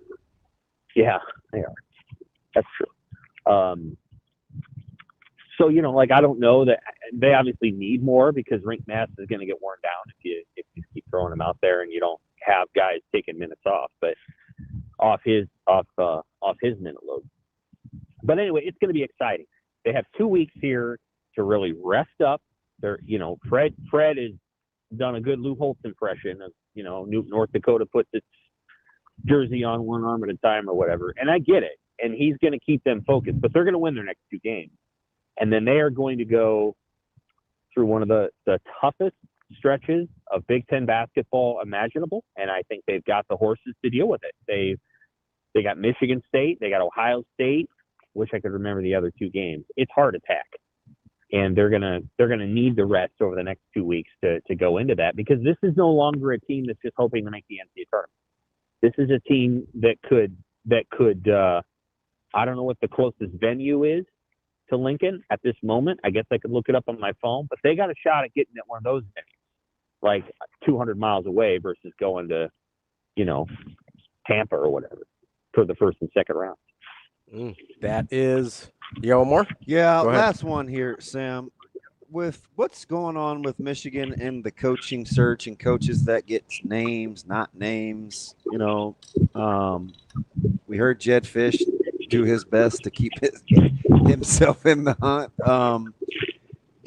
Kyle Whittingham got floated. It's just any chance you could see Whittingham being a distraction for Utah, or is that kind of wishful thinking for me? I guess if he took the job at Michigan, that would definitely be a distraction for Where Utah. do you think the rumblings come from? I don't think he'd be coaching the game. I think they just give it to the guy, Morgan Scalley, who's taken over. I don't know. That's a good question. I know Whittingham would go in there and I think he's known as a guy that's disciplined and would bring that thing together pretty quick. So let me ask you something. If you're Michigan, are you trying to go anti? Because we've seen admin do that, right? Where you go anti what's ailed. Do you think they just go super buttoned up, squeaky clean? Like, what do you think happens in terms of the fit? They might. What's happened there is really sad, one thing, and it's also just I don't honestly, Damon. I don't know. I know that yesterday there was reporting that they launched an inquiry into the entire athletic department. Yeah. I don't know if a week or two from now, there's not. It could be a Biff Poggi. Is that how you say it? Yeah. He could be the guy all next year. I could see. Yeah, just to let the being, dust settle. Oh yeah, like they might just say, hey, he's going to be the coach, and we're gonna, just start over next year because maybe this could affect more than just the head coach. This could affect the athletic department. The AD there. Look, there's no easy way around it. I mean, that football program has supplied them with a number of tremendous scandals. The sign stealing thing, okay, but the coach that accessed the identity theft on the school computers and of course this situation's not good. Like I don't know who knew what when, but this situation is really bad, and I could see that.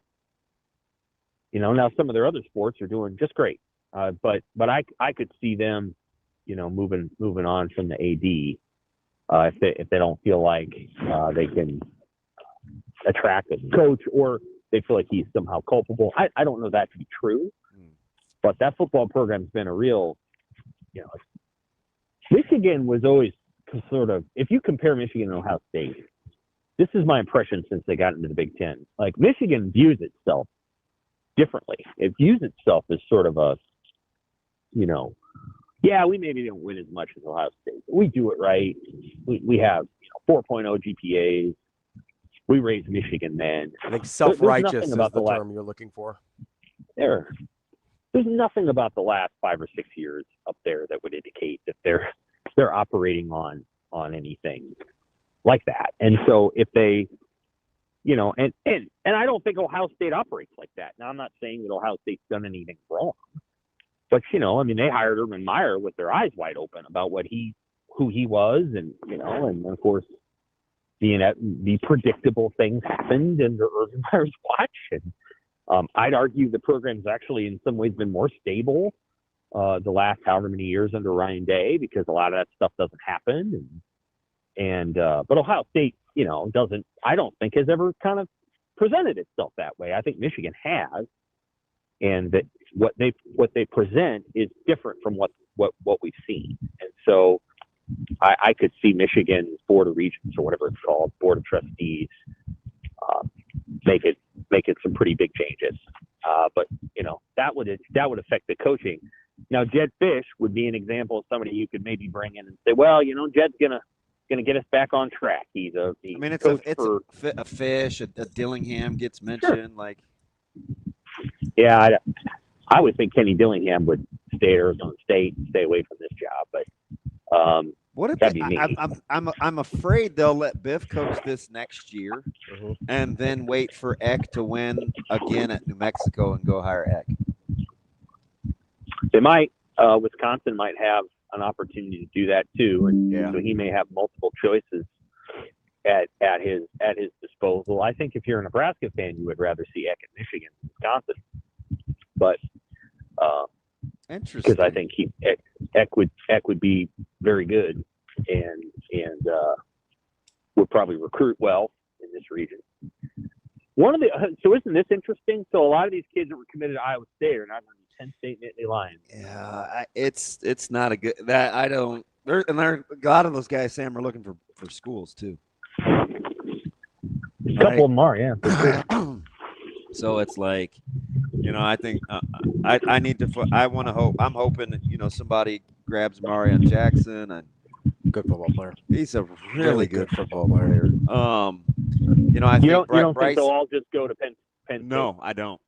It was tight. I mean, I know Bryson Williams is going. He's ours, and Chapman, the Lincoln North Star player, is going. So it's it won't be all of them, that's for sure. They can always go back. I mean, they got a pretty good coach at Iowa State to replace Matt Campbell. Yeah, but it didn't seem like Jimmy was on board. I don't want to speak for Coach Rogers because he recruits the area, but the guys seem as though it wasn't an option for some of them. I think. So I don't. Again, that's a little messy. They're going to go portal. Yeah, they're going to go portal and try to build it fast. Yeah. That stinks. That. Yeah, just help us get the signing day moved back to February and the portal day to May. Let's just start there. I agree. And Matt Rhule laid all that out. If you made Matt Rhule, I think he should stay Nebraska's football coach. But if you made him the commissioner of college football, I think a lot of things would get cleaned up pretty fast. Not every coach has that great a grasp on the landscape of the sport. Like, I try to pay attention to things like that. I don't really think Lane Kiffin has that good of a grasp on it. He's smart, but I don't know that he really has the greater good in mind. I think Matt Rhule actually has the greater good of the sport in mind. He recruits that way. And he could clean the sport up as a commissioner. I'm not kidding. Like, Lane Kiffin would create a double tier meritocracy that's like the Premier League in soccer.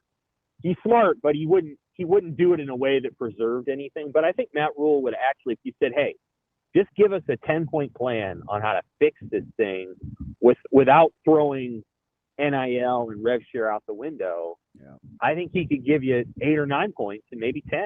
And if everybody followed him, I think the sport would be in a better place. He's just one of those guys that's able to think about it and really not just think about his own self-interest, but think about everybody else's. I think that's one of his strengths as a leader. And we'll see how that plays out in terms of their staff.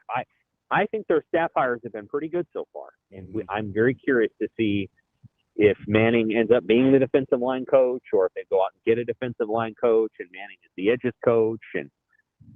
But I think he went and got coaches this time that are just a little bit different than maybe the guys he's gotten in recent years. And I don't know. I've heard good things about the defensive seem to be a lot closer to his personality too. For sure. Yep. Well, they are. Yes, I agree. I think you could put Jeep Wade and Rob Orich in the same room. I don't know that people would say they're exactly the same, but they might be like two halves of the Rhule coin, so to speak. Yeah, the building's definitely going to have juice. I know that. That's good. They need that. Right. It needs it. They will be accountable in that building.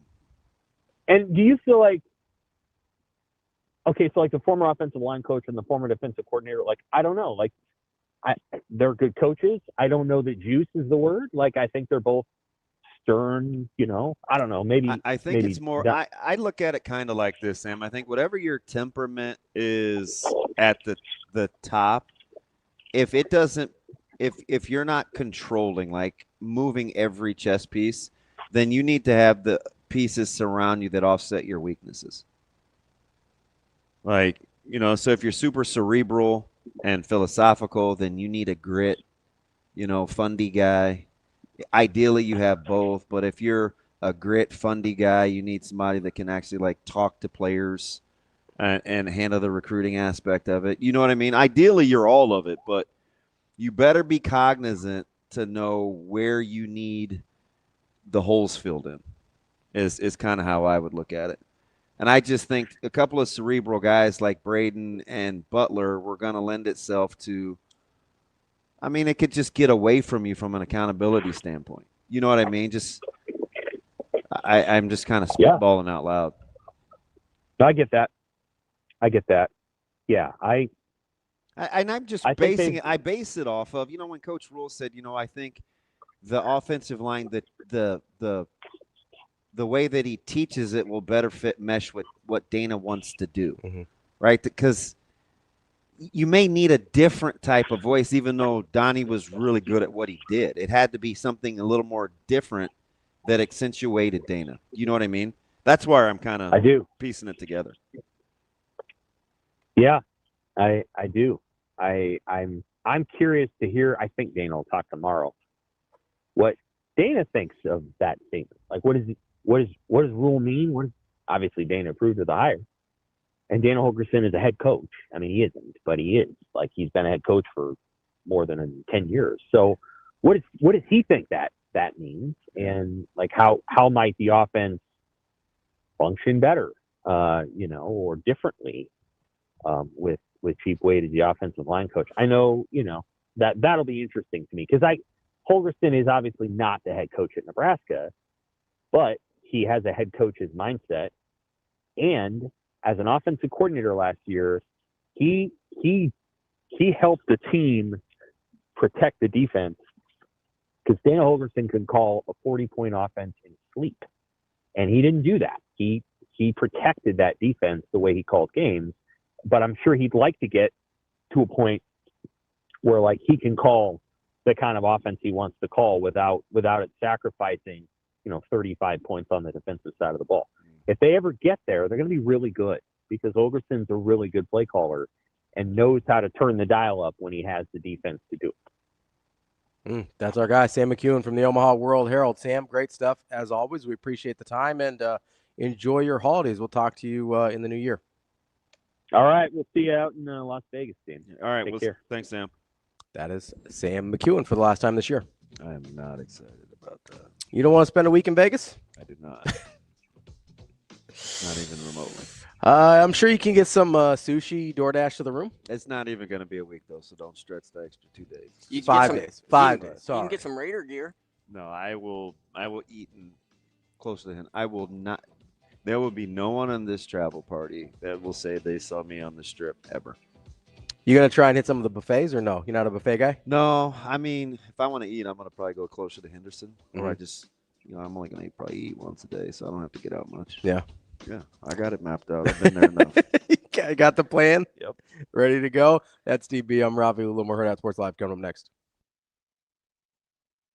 Well, she's watching Sam Hoiberg. I mean, I don't know. We watched that Illinois game, and he came away with a huge offensive rebound yesterday that kept the possession alive. And, I think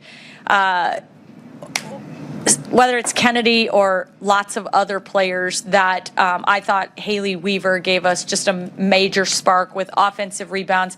Those kids, Haley and Kennedy in particular, have the opportunity to have free reign at offensive boards because we ask them to pick up the ball in the backcourt. So that gives them a little more freedom to go crash the boards. And so, I'm not saying that that's going to be Kennedy's forte, but it's great to see a couple hustle plays there.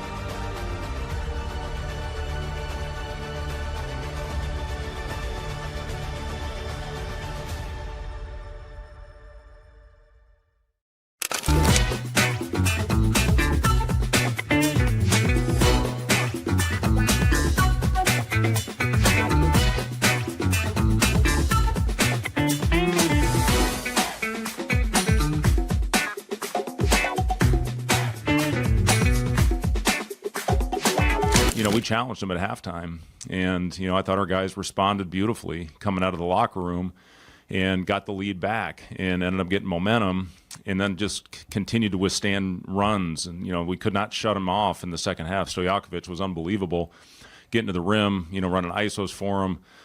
Baseline out of bounds. I was hoping we wouldn't have many more of those because he was scoring it every time. But then we found a way to get a couple big stops. And, we never panicked. And that's a credit to our guys for the first time for us playing on the road in a hostile environment. This is one of the great crowds in the country. And they were into it big time. Brad Underwood is as good a coach as any in the country. And our guys just kept going. And they showed great resiliency.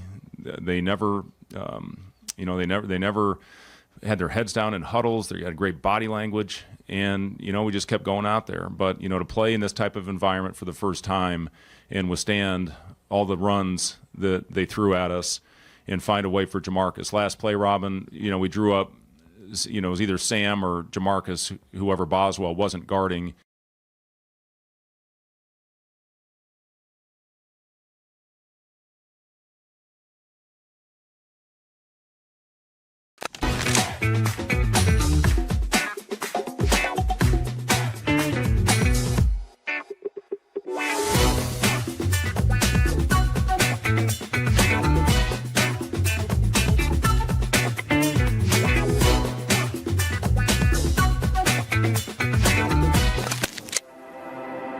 A successful financial future is built one coin at a time.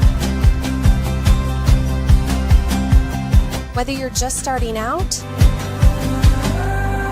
or a seasoned saver, we've got the financial resources and team of experts who will be with you every step of the way. Centris Federal Credit Union. We are where you are.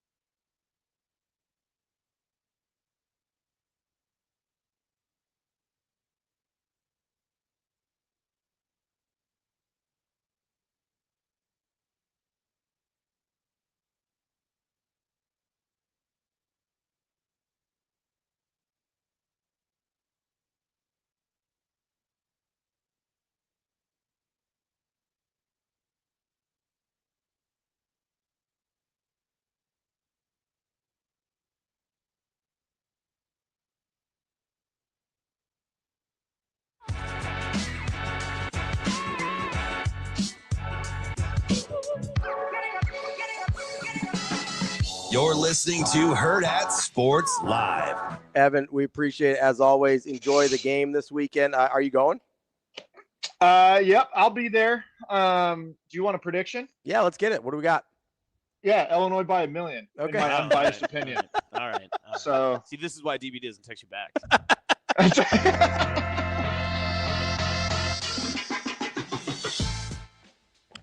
Welcome back, Hurrdat Sports Live. That's DB. I'm Ravi Lulla here at Hurrdat Sports Bar and Grill, reminding you, if you've got any auto body repair needs, give our friends over at Dingman's a visit. Dingmans.com is where you can find out all about them. And what you'll learn is that they've been voted first place best of Omaha for 20 straight years for auto body repair. And there's a reason for that, whether it's the convenient locations, the fact that they're family owned and operated, or the cutting edge technology to make their expert repairs. They've got you covered every step of the way. It's dingmans.com. Make sure you go check them out. Dingman's Collision Center. Hi. What's up? Just making fun of Evan. So Evan said I didn't text him back. I texted him back. I think Evan is not familiar with. I think you got off to a very good start with Evan in terms of responses, and so he had unrealistic expectations in terms of what it was like to communicate with you. I'm sorry. It's okay. I have to call Evan. It's all right. He's text Evan.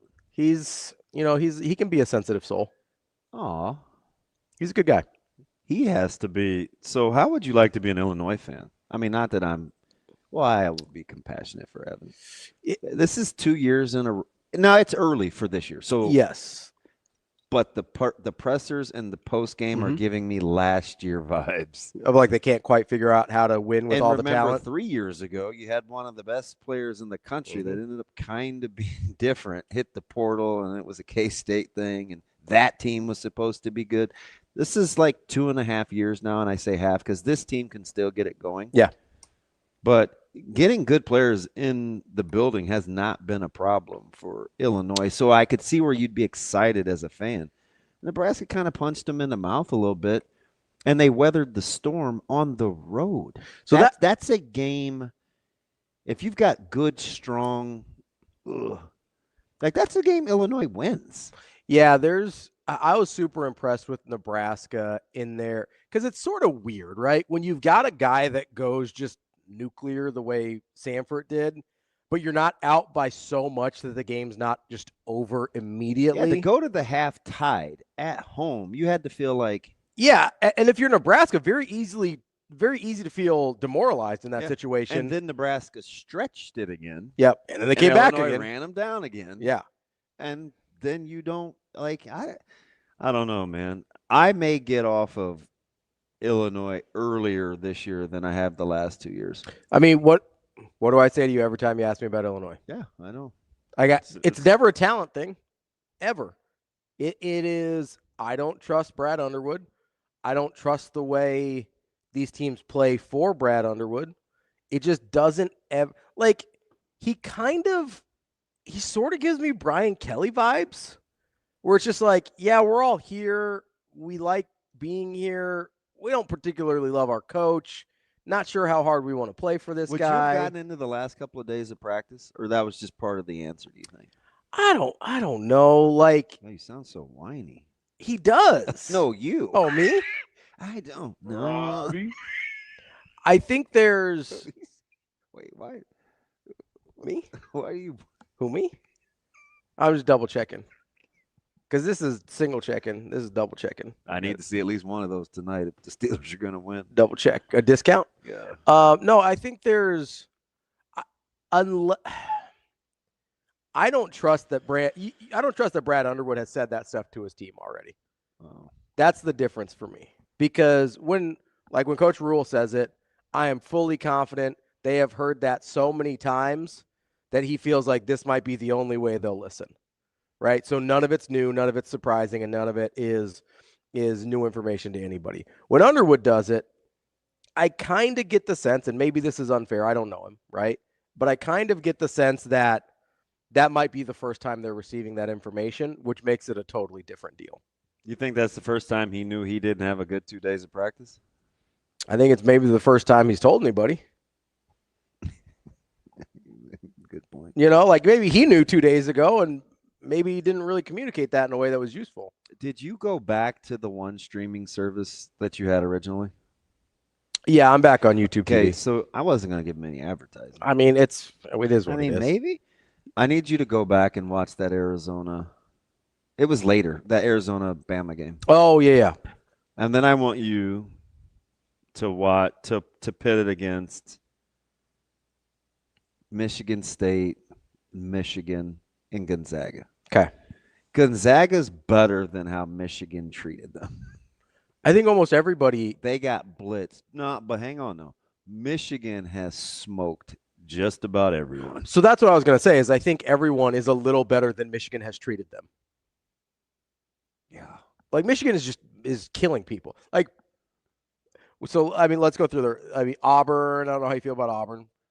I like but don't love Auburn. They lost they beat Auburn by 30. They beat Gonzaga by 40. I think Villanova's okay. They beat them by 28. Oh, and I think that was worse than the score, though. I think at one point, no, that might be about right. That might have been about the consistent margin. San Diego State's okay. They lost by 40. San Diego State can't score. You talk about a bad matchup. Yes, terrible matchup.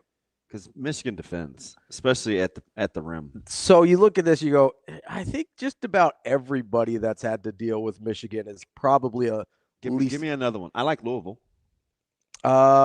Michigan hasn't played Louisville. No, I'm just saying. Good. Gotcha. I mean, Iowa State's done this to some teams. Yeah, Iowa State's like Purdue's certainly better than what Iowa State did to them. Yeah, like that was horrifying to like that was a. But I was kind of with Nick that he said I just have a hard time when I have to put my chips in, not pushing them towards Purdue, even though I know what I saw. Carson, like they have all the pieces. Okay, let me ask you this though. When has that not been true? Well, they win a lot. What do you they do win a lot, and I feel like I can't trust them. Because they only get to the Final Four? That happened once, which is good. Don't get me wrong, but like this is a team that often does not live up to expectations. This is a very, very good regular season basketball team every year. I'll give you that. And then it seems like there is some disconnect, whether it's matchups, whether it's style, whatever it is, that they don't seem, even when they've got like the really good guards, you go, okay, that should be the thing that figures it out over the course of the NCAA tournament because guard play wins, and they go, oh, no, that still didn't do it. So I don't know what to do with Purdue because when I watch them, I'm like, yeah, I understand wanting to put your chips in for Purdue, but then I have to remember it's Purdue though, and maybe that shouldn't matter, but it's hard to get out of my head. They're pretty good. I agree. I've got 16, Elite 8, Sweet 16, runner-up, Sweet 16, and that's just from 17 on. Okay, but what were their seed? Going to the Sweet 16 as a 1 seed is a failure. Yeah. You know what I mean? Like, right. So that's the difference. Even though they weren't, they were only 24-12 last year, but right. But so, I mean, like, but made it to the Sweet 16. Yeah, so that's a solid result for them last year. But some of those Elite 8 and Sweet 16 teams, like, was a profound disappointment. So who else do you think is good? I think we only have two really good teams in the Big East. I think Iowa State's really good. I think Michigan's obviously really good. I think Gonzaga's really good. I think go back to the Big Ten real quick. The Big Ten? Yeah, what do you think? Michigan. I do think Purdue's good. I think Michigan State's good. Are you going to wait on SC? Yeah, wait and see.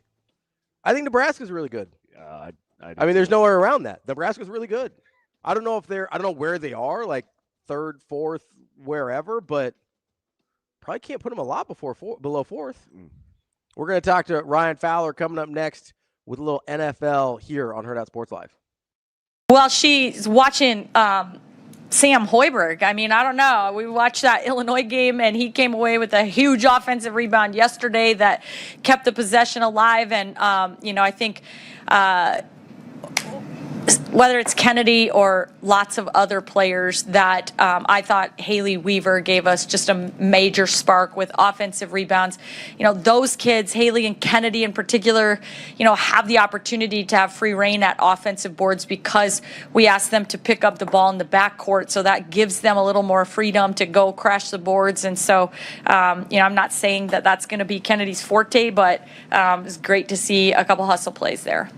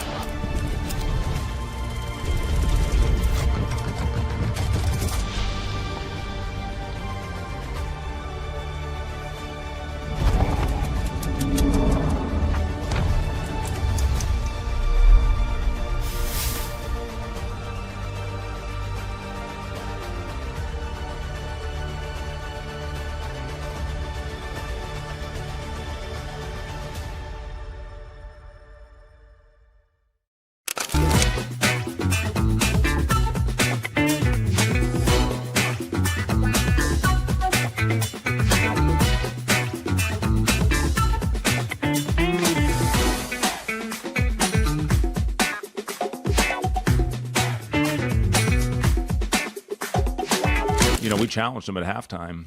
And, I thought our guys responded beautifully coming out of the locker room and got the lead back and ended up getting momentum and then just continued to withstand runs. And, we could not shut them off in the second half. Stojakovic was unbelievable, getting to the rim, running ISOs for him, baseline out of bounds. I was hoping we wouldn't have many more of those because he was scoring it every time.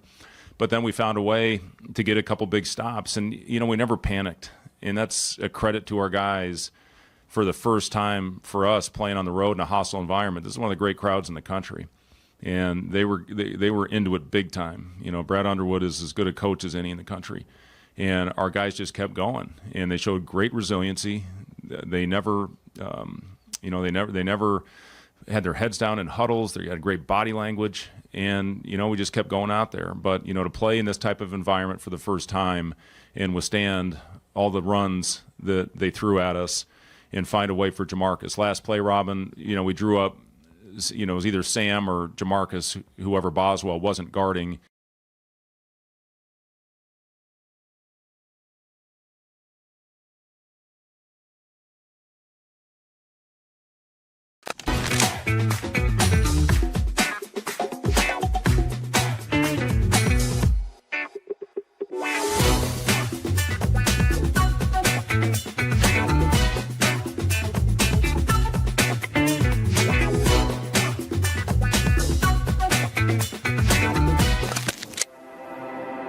A successful financial future is built one coin at a time. Whether you're just starting out or a seasoned saver, we've got the financial resources and team of experts who will be with you every step of the way. Centris Federal Credit Union. We are where you are.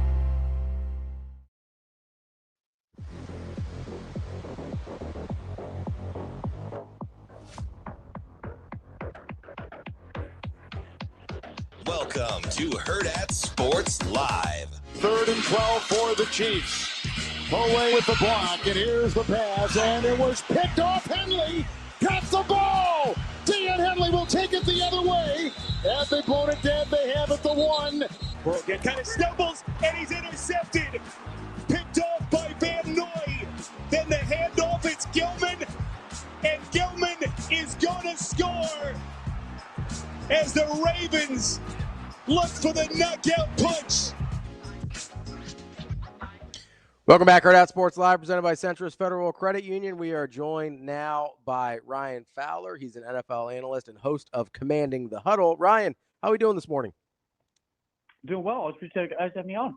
Ryan, how are we feeling? Are we going to move past the injuries or the fact that the Chiefs, well, and it's in conjunction with the injury, but like it's official, it's this time of the season and the Chiefs aren't in the playoffs. Like, which one are we having a tougher time adjusting to? Yeah, I think first thing off, guys, I mean, when you're looking at the Kansas City Chiefs, everybody around outside of the Midwest is probably happy, right, to see the Chiefs out of the playoffs. Personally, for me, I'm not. It's a real shame, guys, to the NFL as a whole, that when you look at yesterday, arguably the two biggest stars on either side of the ball, right, with Mahomes and Micah Parsons, you lose them both for the year. It's just not good for football at the end of the day. But when you look at Kansas City and the narrative surrounding them all year long, and really for over the last few years, it's always been looking number 15 under center, and as long as you have him, you have a shot.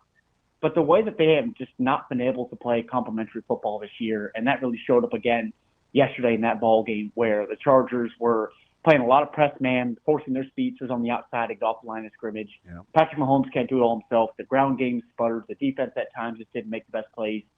I just think when you look at the Chiefs roster, yes, you're on to 2026. Their injuries are a shame. But you've had such a long run of success, and now it's working forward to 2026. Add some more players in this draft to move forward into the next fall.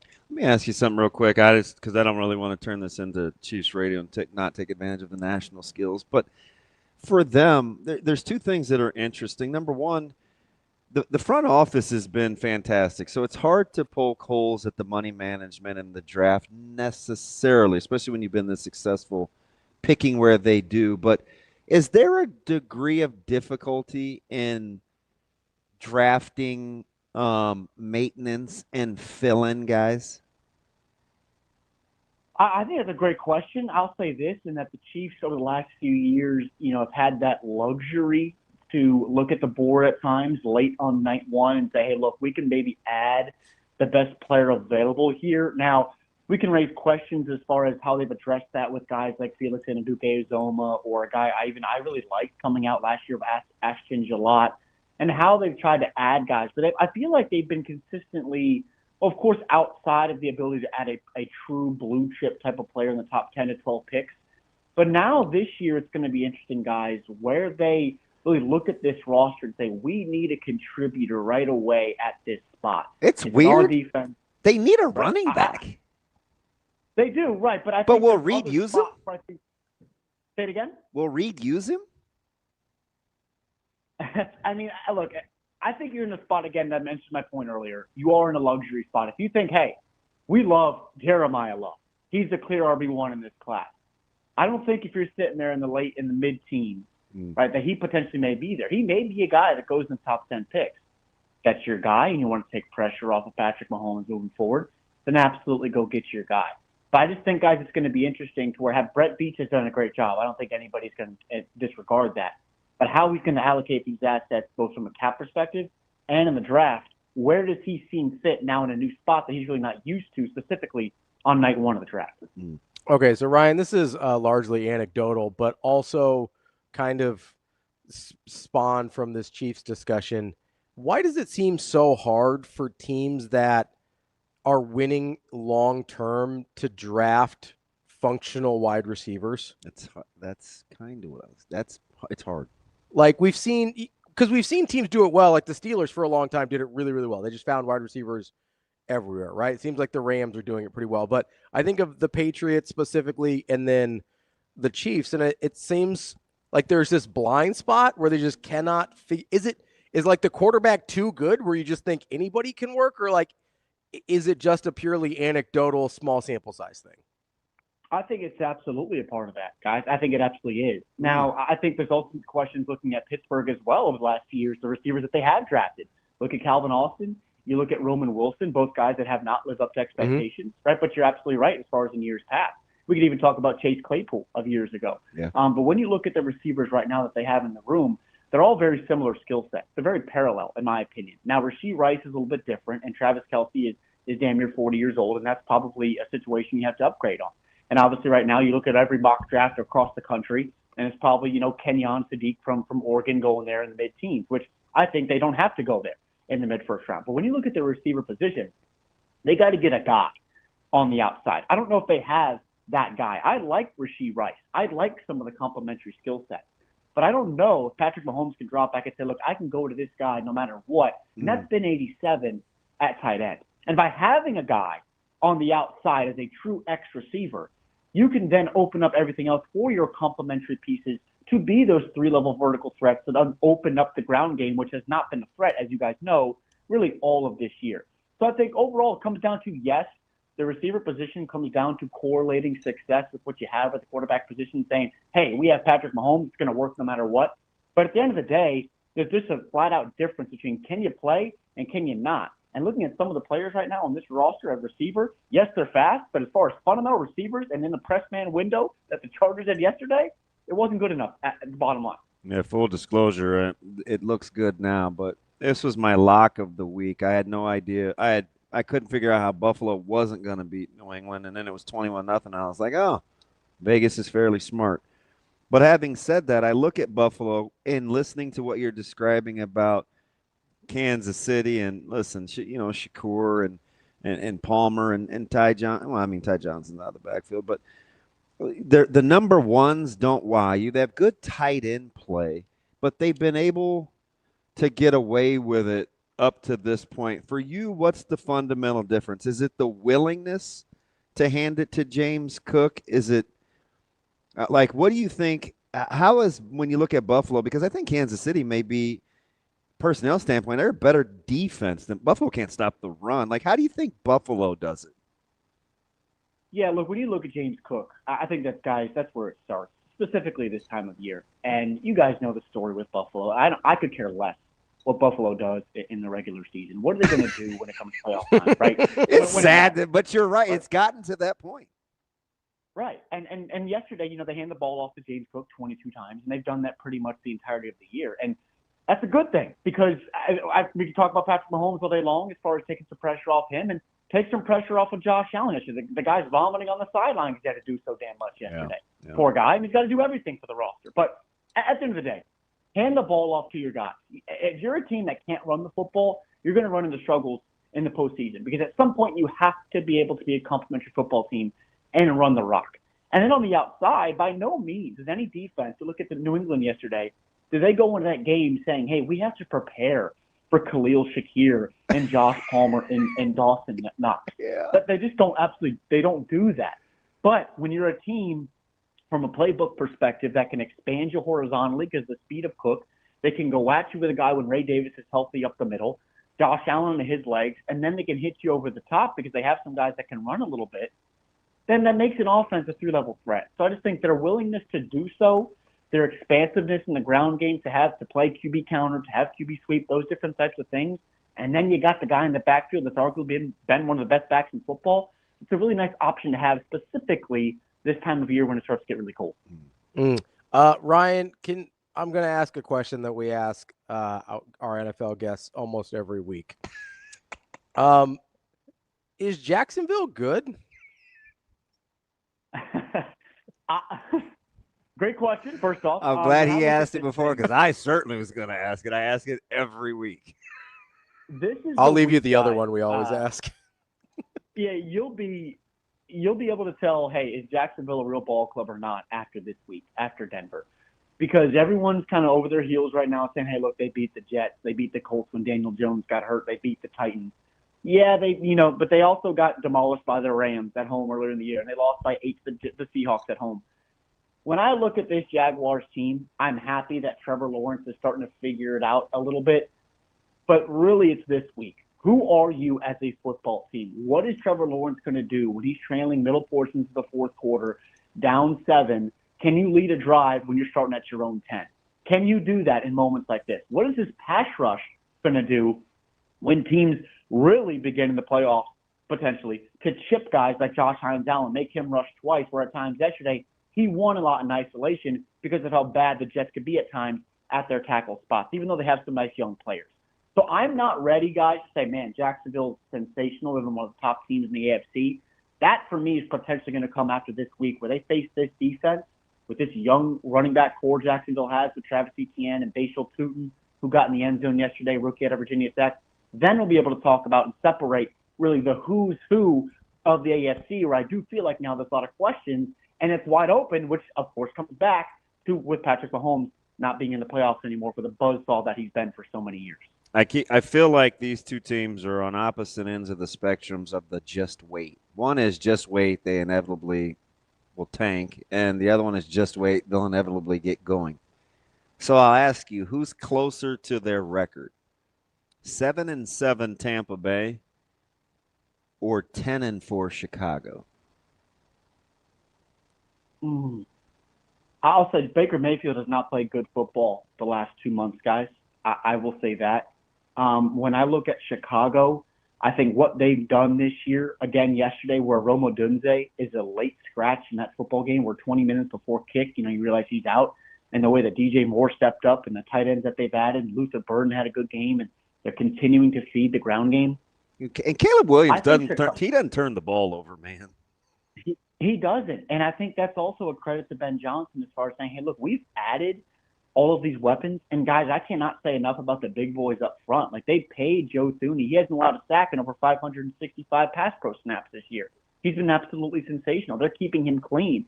And by keeping him clean, you're allowing him to make throws like he did yesterday to the backside of the end zone to DJ Moore.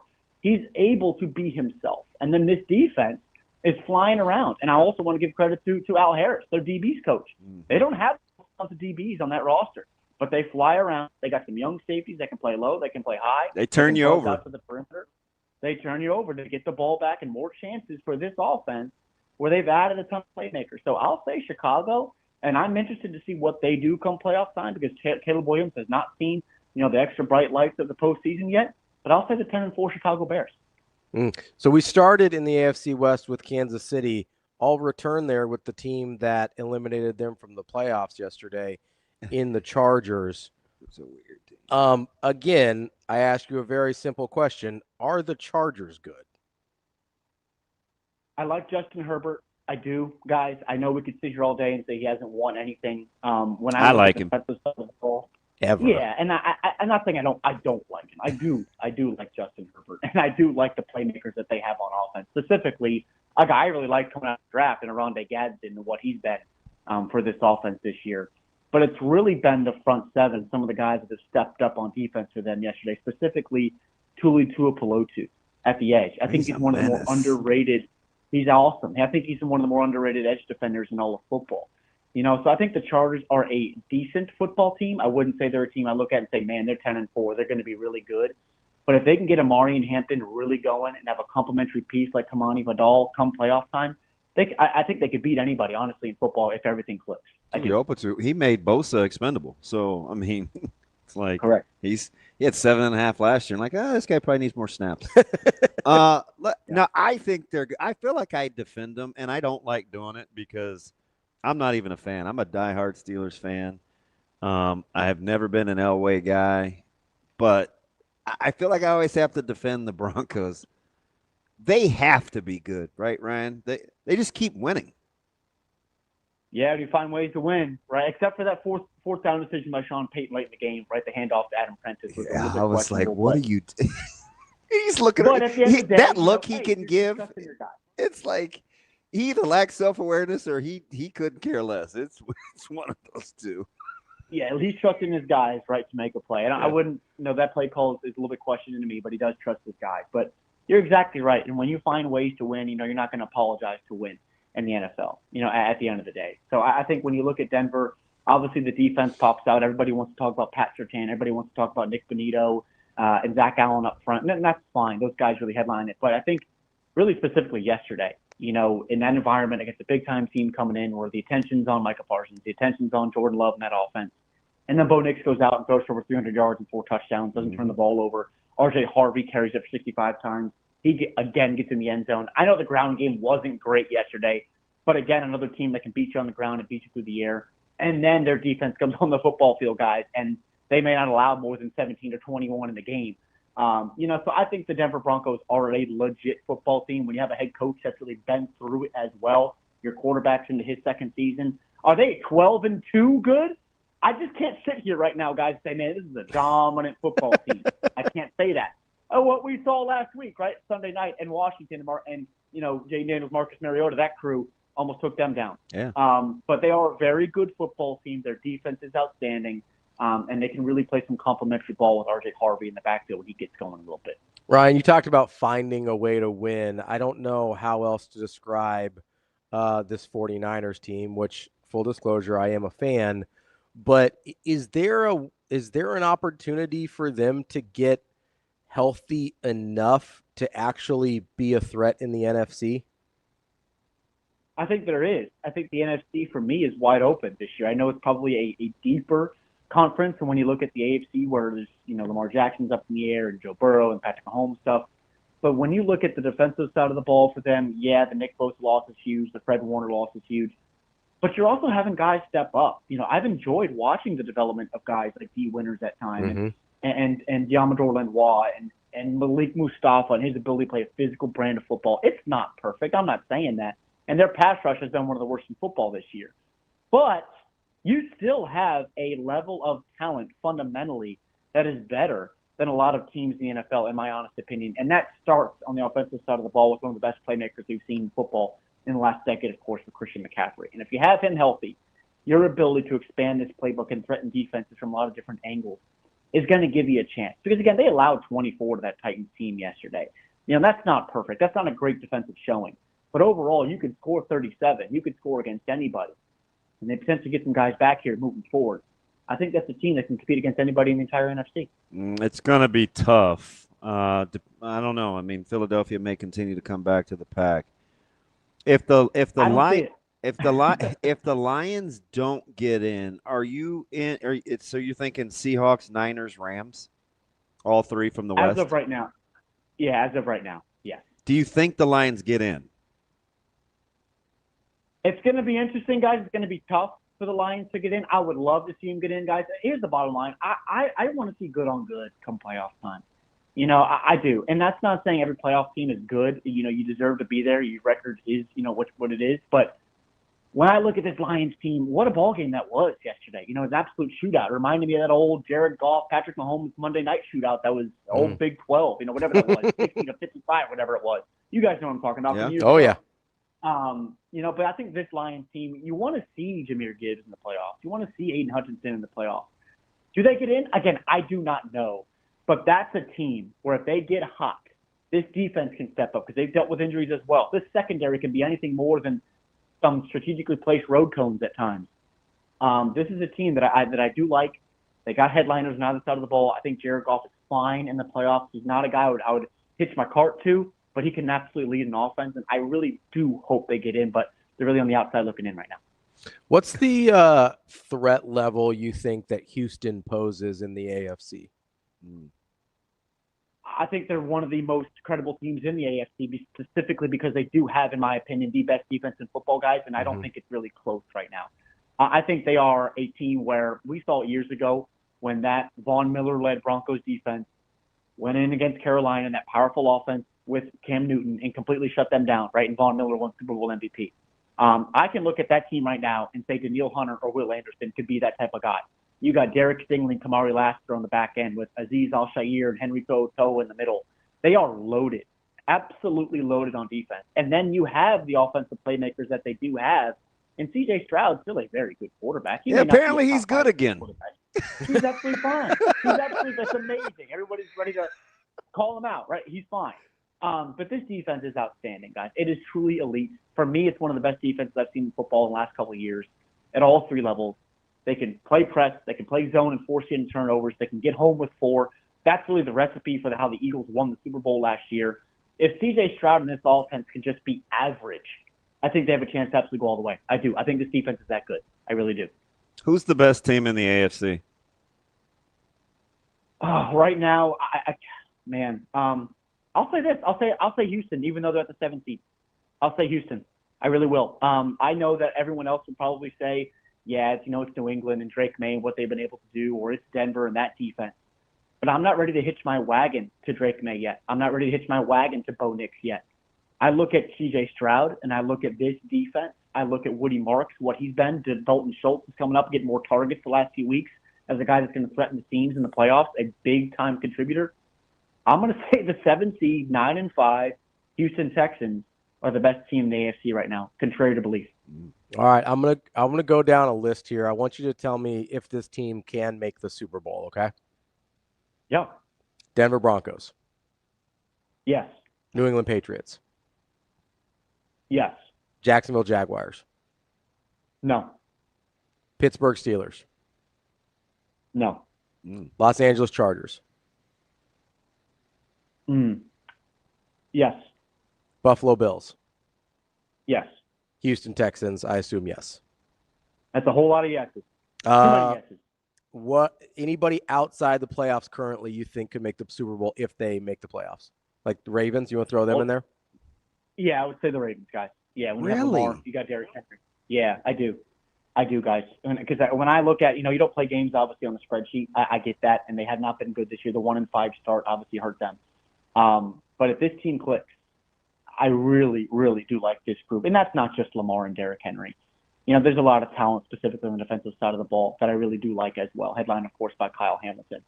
So I think there's one team on the bubble right now. They were able to sneak in. It's, of course, outside looking in, less than a 50% chance right now to make the playoffs. It is Lamar Jackson in this Ravens group. So that's 6 in the AFC. Let's do the NFC real quick. Okay. Rams? Yeah. Yes, absolutely. Bears? As of right now, I'll say no. I'll say no. Eagles? No. Buccaneers? No. Seahawks? No. 49ers? I'll say yes. Packers? Pre-Micah Parsons, yes. I'll say no right now. Lions, if they make it somehow. Yes. It's like the Ravens probably, huh? All right, so we're only at 3 in the NFC, but that does give us 9 total. teams that you could think can make the Super Bowl. Does that sound right? Yeah. Yep. This is gonna be a heck of a. I said I was joking with Ravi. This is probably what 3 or 4 weeks ago. I said that bye never seemed more important than it does now because I don't know who I feel confident winning 3 in a row to get to the Super Bowl. Correct. I'm right there with you. Who's going to win 3 in a row? I think I'll say this, guys. If there's one team in either conference that I can bet on right now, say, hey, I have to pick this team Rams to win 3 in a row, I have to go the Rams. Yeah, me too. Right now. Me too. Yeah, I think that's right. Ryan, we appreciate the time as always. Great stuff, and we will talk to you again soon. Absolutely. Thanks as always, guys, and happy holidays. Hey, thanks, Ryan. You too. That is Ryan Fowler, NFL analyst and host of the Commanding the Huddle podcast. Make sure you check it out when you get a chance. Coming up next, we're going to return local here with our guy Jacob Padilla. We will put a bow on the Nebraska volleyball season, ending much quicker than any of us anticipated. Also coming quicker than you anticipate is the holidays. If you're going out and doing some last minute Christmas, holiday, New Year's, whatever shopping, make sure you're saving a little as well. With Centris Roundup program, you can do just that. Every time you make a purchase with the Centra Visa debit card, it gets rounded to the nearest whole dollar and will get transferred directly to your savings account. Help you save a little while you're spending this holiday season. Learn more at centrisfcu.org. Terms and conditions apply. Federally insured by NCUA. We'll be right back. More Hurrdat Sports Live. I mean, I think it started with our serving and passing, and I don't want to like mispronounce her name, but number one, their middle, like she's a great serve, and she caught us on that for that run. So, I mean, I think we worked all season on being first to 5, first to 10, first to 15, and so on, and we weren't able to do that with her serve. And I mean, credit to her, she's a great serve. So, I mean, yeah, like we really take pride in serve and pass, but I think it caught us up a few times. Oh, God. I mean, in moments like that, I feel like most of us probably aren't even thinking. Like, we're just going back to the basics, and we're all hyper-competitive, and I've never actually been in a situation like that with going that far. So, I mean, it's hard, but at the end of the day, like, whoever was going to win that set had more will. And obviously they took it in the 5th, but I think that set showed that we weren't going to just let them take it from us on our home court and in our gym. And it obviously didn't turn out the way we wanted, but I think we showed a lot of fight, and that's something to be proud of.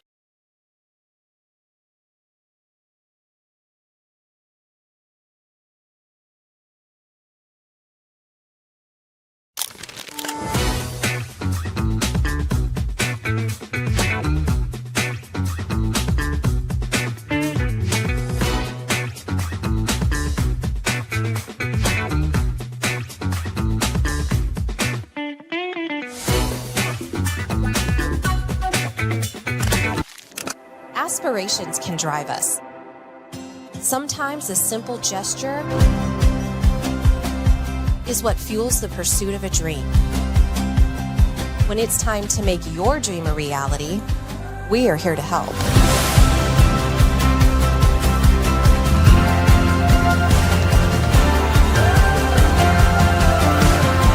Centris Federal Credit Union. We are where you are.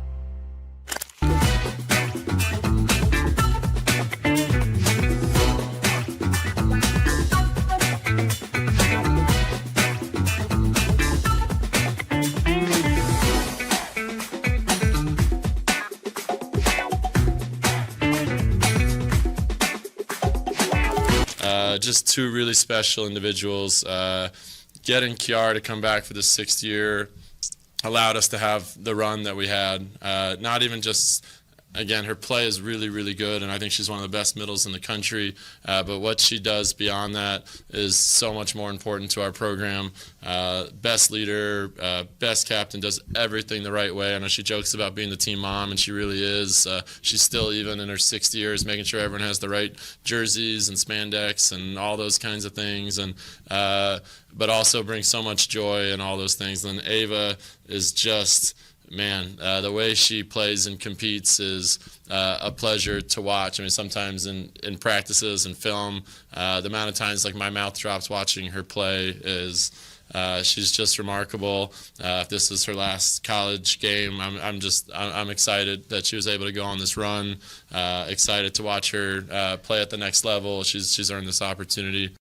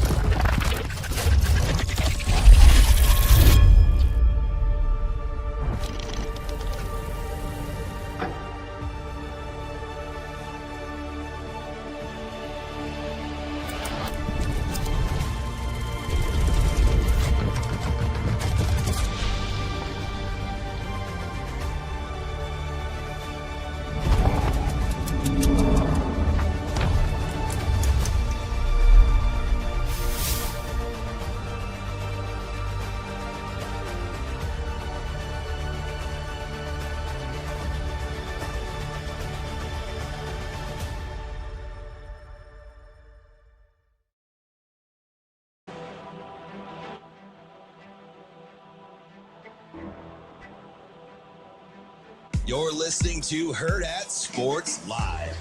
Really awesome game by Texas A&M, and they played like they had 6 seniors on the court, and I'm proud of the way we fought back, and we played our hearts out and had a lot of things against us this week, and we still were that close. So I'm just proud of the way we finished that match, and I'm super proud of our seniors.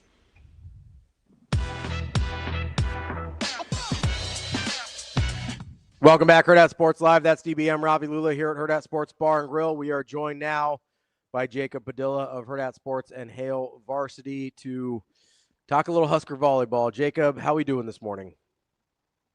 I've been better. It was a rough weekend for my rooting interest and team that I cover. So let me ask you something, JP. Where were you when we were going back and forth during the Creighton game?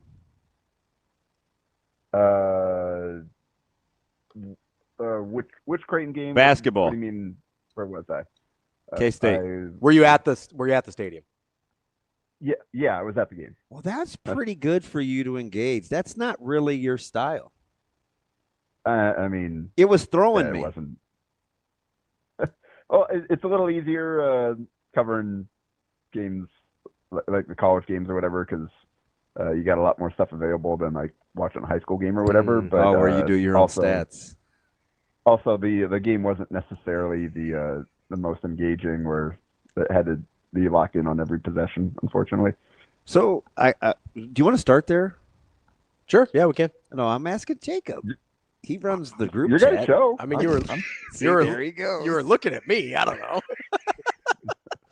So you guys are asking the questions. I'll answer them. JP, so where would you start if you wanted to be able to predict how you think the rest of the season is going to go? Are you going right to Coach Mack's post-game press conference notes with the rotation and guys that can play? Yeah, that seems to be where we're at right now, and it's tough. I don't know what the answer is right now. Like, I don't think that is sustainable to get the season on track. Is cutting the rotation down that short to just those guys. I just don't know if you've got enough talent and enough versatility with just playing those guys 30 plus minutes a game and cutting those other guys out. Like, hopefully, I mean, the kind of the moves that he's making has an impact on those other guys and they can figure some things out, because you're going to need some of these guys to be a significant part. And it just doesn't seem like it's clicked so far. Like, it was really interesting. Like, there was a lot of talk, and like I went to practice on Friday before, and I saw it too, just kind of with the changes in where guys were playing in practice, and you kind of wondered, all right, is this just kind of a sending a message, like a pseudo benching where, yeah, you're going to start other guys, but you're going to go back to those guys, and it really wasn't. All the guys you started all played starter minutes, and really Zugic was the only one who got to 20 minutes off the bench, and but part of that is because when you put those other guys in, it went poorly. So whatever message he was trying to send didn't necessarily result in improved play or things getting figured out, unfortunately. So it seems like that's kind of where he wants to go short term, and it did. Like, you saw some really good things in that second half, but I don't think that this is the answer to suddenly get things back on track. It's just playing the 6 guys or the 5 guys that have been here plus Josh Dix.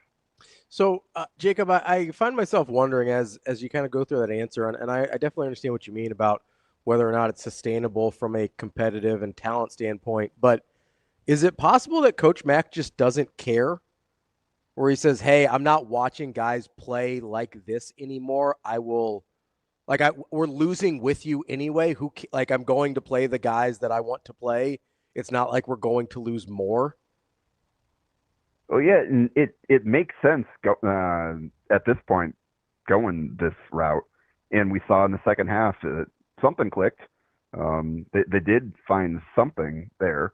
And if you add Greer in, which I assume is a guy that he likes to watch play, that's why the red shirt got pulled. All of a sudden, you have a 7-man rotation, and you're like, that's not out of the realm of possibility for what he's done in the past. Yeah, true. But the problem with that is the 4 or 5 guys were really, really good, and that was it was more the gap in how good those guys were versus just then kind of what was on the like there was a massive gap that led to that short rotation, and it wasn't just simply these are the only guys that are doing what we need. So I think the payoff for that short rotation is going to be higher than what we're going to see with this group, but it does seem like he's at that point. Just for whatever reason, like, again, they've been harping on this stuff since the start. The stuff that they're still struggling with, and it's not just the newcomers. Mm-hmm. Like, just some of the issues exist with the guys that were in that rotation as well. Like we saw at the start of the game, all the defensive breakdowns. Like it didn't changing starting lines didn't suddenly fix everything, and but we did see in the second half they at least made up for that with the extra hustle and going and making some plays that we didn't necessarily see in the first half. And there were some stretches where, I mean, sitting there next to John Walker and saying, okay, that right there, that possession is what they're looking for, where the ball popped around, they got to drive, they got to dump off, like they got to skip pass off of player, like there were possessions where it moved and all the pieces fit together and flowed off of each other. And it's like, okay, that's what Creighton basketball is supposed to look like. So we saw some of that with some of those different guys on the court there in the second half, on top of, I mean, Ty Davis flying around and making the hustle plays. They won some of those scrum rebounds that they have lost all season long. We saw some of that change in the second half, and I think that probably reinforced somewhat McDermott's idea going in, and that's why we saw them cut some of those guys out almost entirely, and just roll with the 6 or so with a few spot minutes for other guys. So I don't if the other guys can't figure it out, then it's going to be rough. But also Greer is that's certainly a variable, and just one that makes it so difficult to evaluate and figure this team out, because you've had the personnel changing every other week. It seems like there's something different. They're trying to figure out a different rotation, and they have not figured it out with a certain group before it changes again, and then they got to start all the way over. And so that's kind of what we're seeing right now. It's just kind of a cycle where just something new happens, before they have a chance to really get the answers. And so I don't know. I don't know how long this kind of like searching is going to continue, but they're kind of out of time with Big East play starting this week, because obviously they're going to have to make all their hay in the league this year, and there's not much hay there to be had.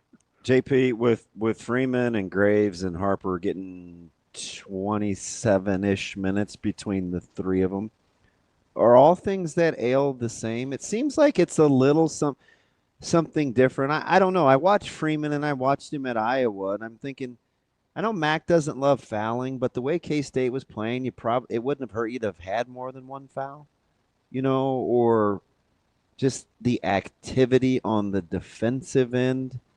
I think for Freeman, he may be hurt though. I don't know. When you look at the three with the glaring droppage in minutes, is it similar with the three? So he's definitely, I think Freeman is the one where there are multiple factors at play there, because it is clear that he's just not 100%, not himself. And obviously there are a lot of things that Matt gets on him for, like the fans can see that. So there are some things within his control that just aren't going the way that McDermott wants them to. But also, like, if anybody has an excuse for it not going the way that they hoped, he's the one.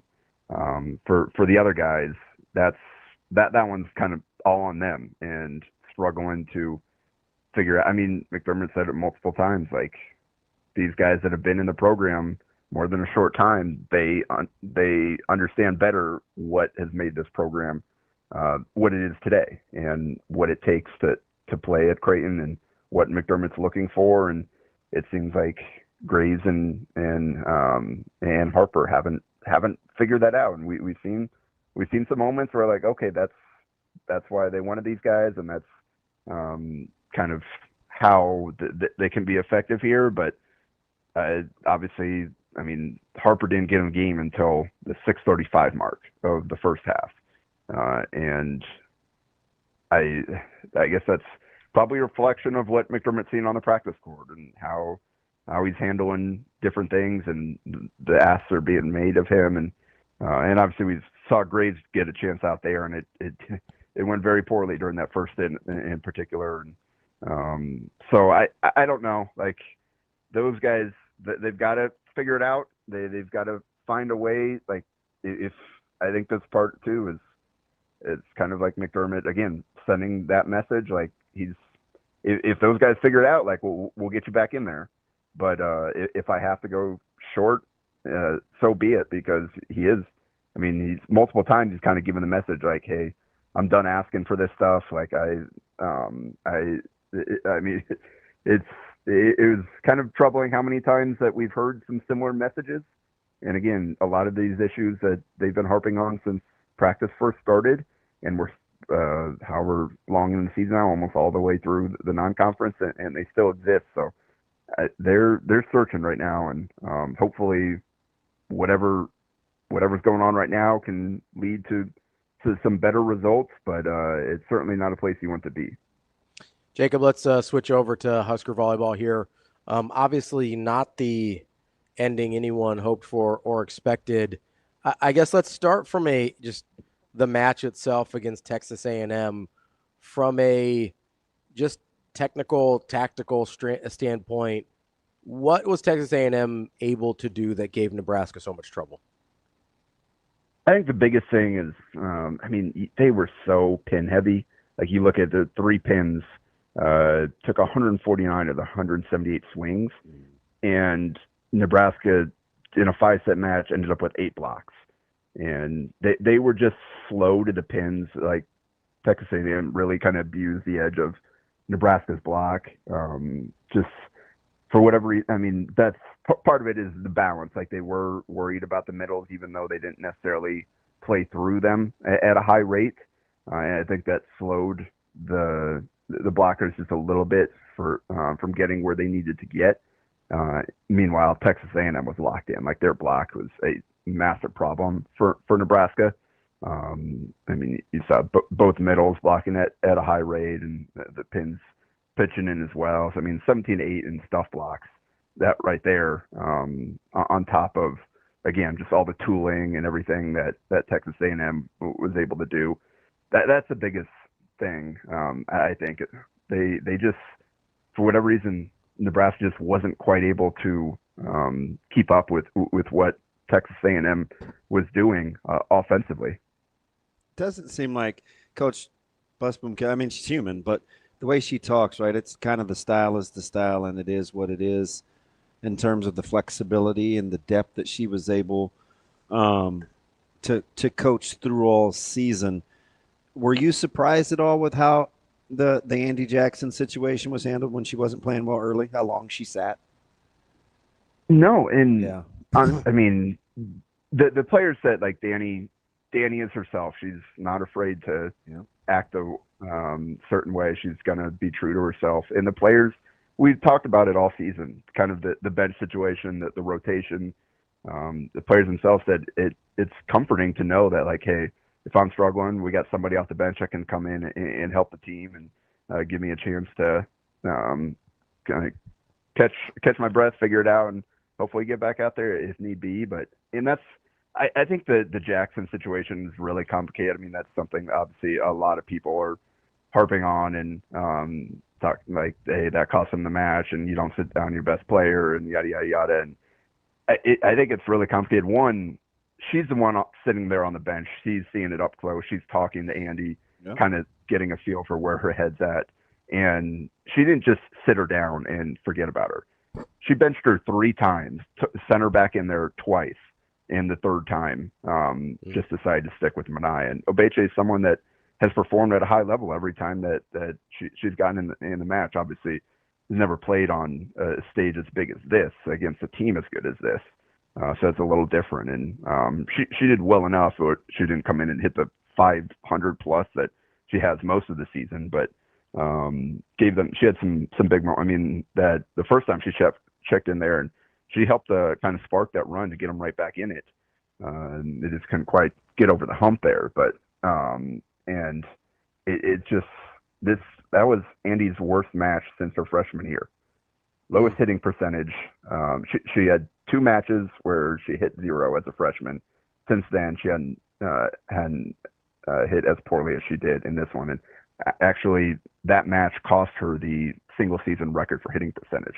She dropped back below Tracy Stahl's, and then finished at 467. So, it's just really unfortunate. That's the magic of sports is you never know what can happen in any given game, and this just happened to be the worst that Andy's played, and that that had a huge impact. Like, you look at, they were so reliant on Harper Murray.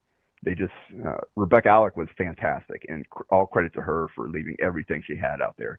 You could see, like, she gave everything she had to this program, but you didn't have what you normally get out of Andy and her rotations in the middle. Taylor Lanford wasn't particularly effective. They only set Virginia Adriano 12 times the entire match in 5 sets. So they just didn't have the balance that has made them so good all season long. And Texas A&M, again, with that tempo and with the effectiveness of their pins, it was, Harper kind of more or less canceled out Lednicki, but they got Stowers and Hellmuth.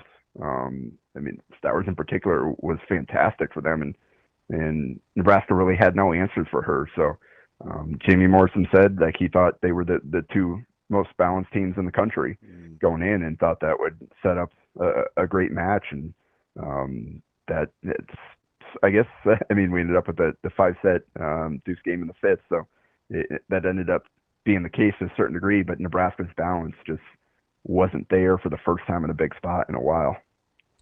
JP, Nebraska basketball, I think, fudge. Live tweeting or live texting. It's like you kind of get everybody's sentiment on there. Were you more taken aback at Nebraska's ability to jump out and get to the lead, regain it, or the resolve at the end, given kind of how the game was being called? Like, which part were you like, Didn't see that coming. Even if however you felt about the end result. Probably their ability to execute. Well, all right, their ability to make a play. It sounds like they didn't actually execute at the end after giving up the lead. Kind of hilarious that the coach's son goes the wrong direction on the game-winning play. But hey, it worked out. Credit to Jamarcus Lawrence for hitting a heck of a shot, because obviously, like Sam Hoiberg said, he was supposed to go off of math screen, and he went the other way. And it wasn't like he hit Lawrence in the shooting pocket wide open. Lawrence had to put it on the deck, side dribble, get space, and got it off and knocked it down. So, like, that's, I mean, we've seen in the past where Nebraska's maybe played well, but teams have kind of rallied and down the stretch, and Nebraska wasn't able to respond. And, like, I probably would not have felt great about a Nebraska win in overtime at that place had they not been able to hit that shot at the end. So just the ability to make that play. And obviously, I mean, the story of the game was the Stanford start.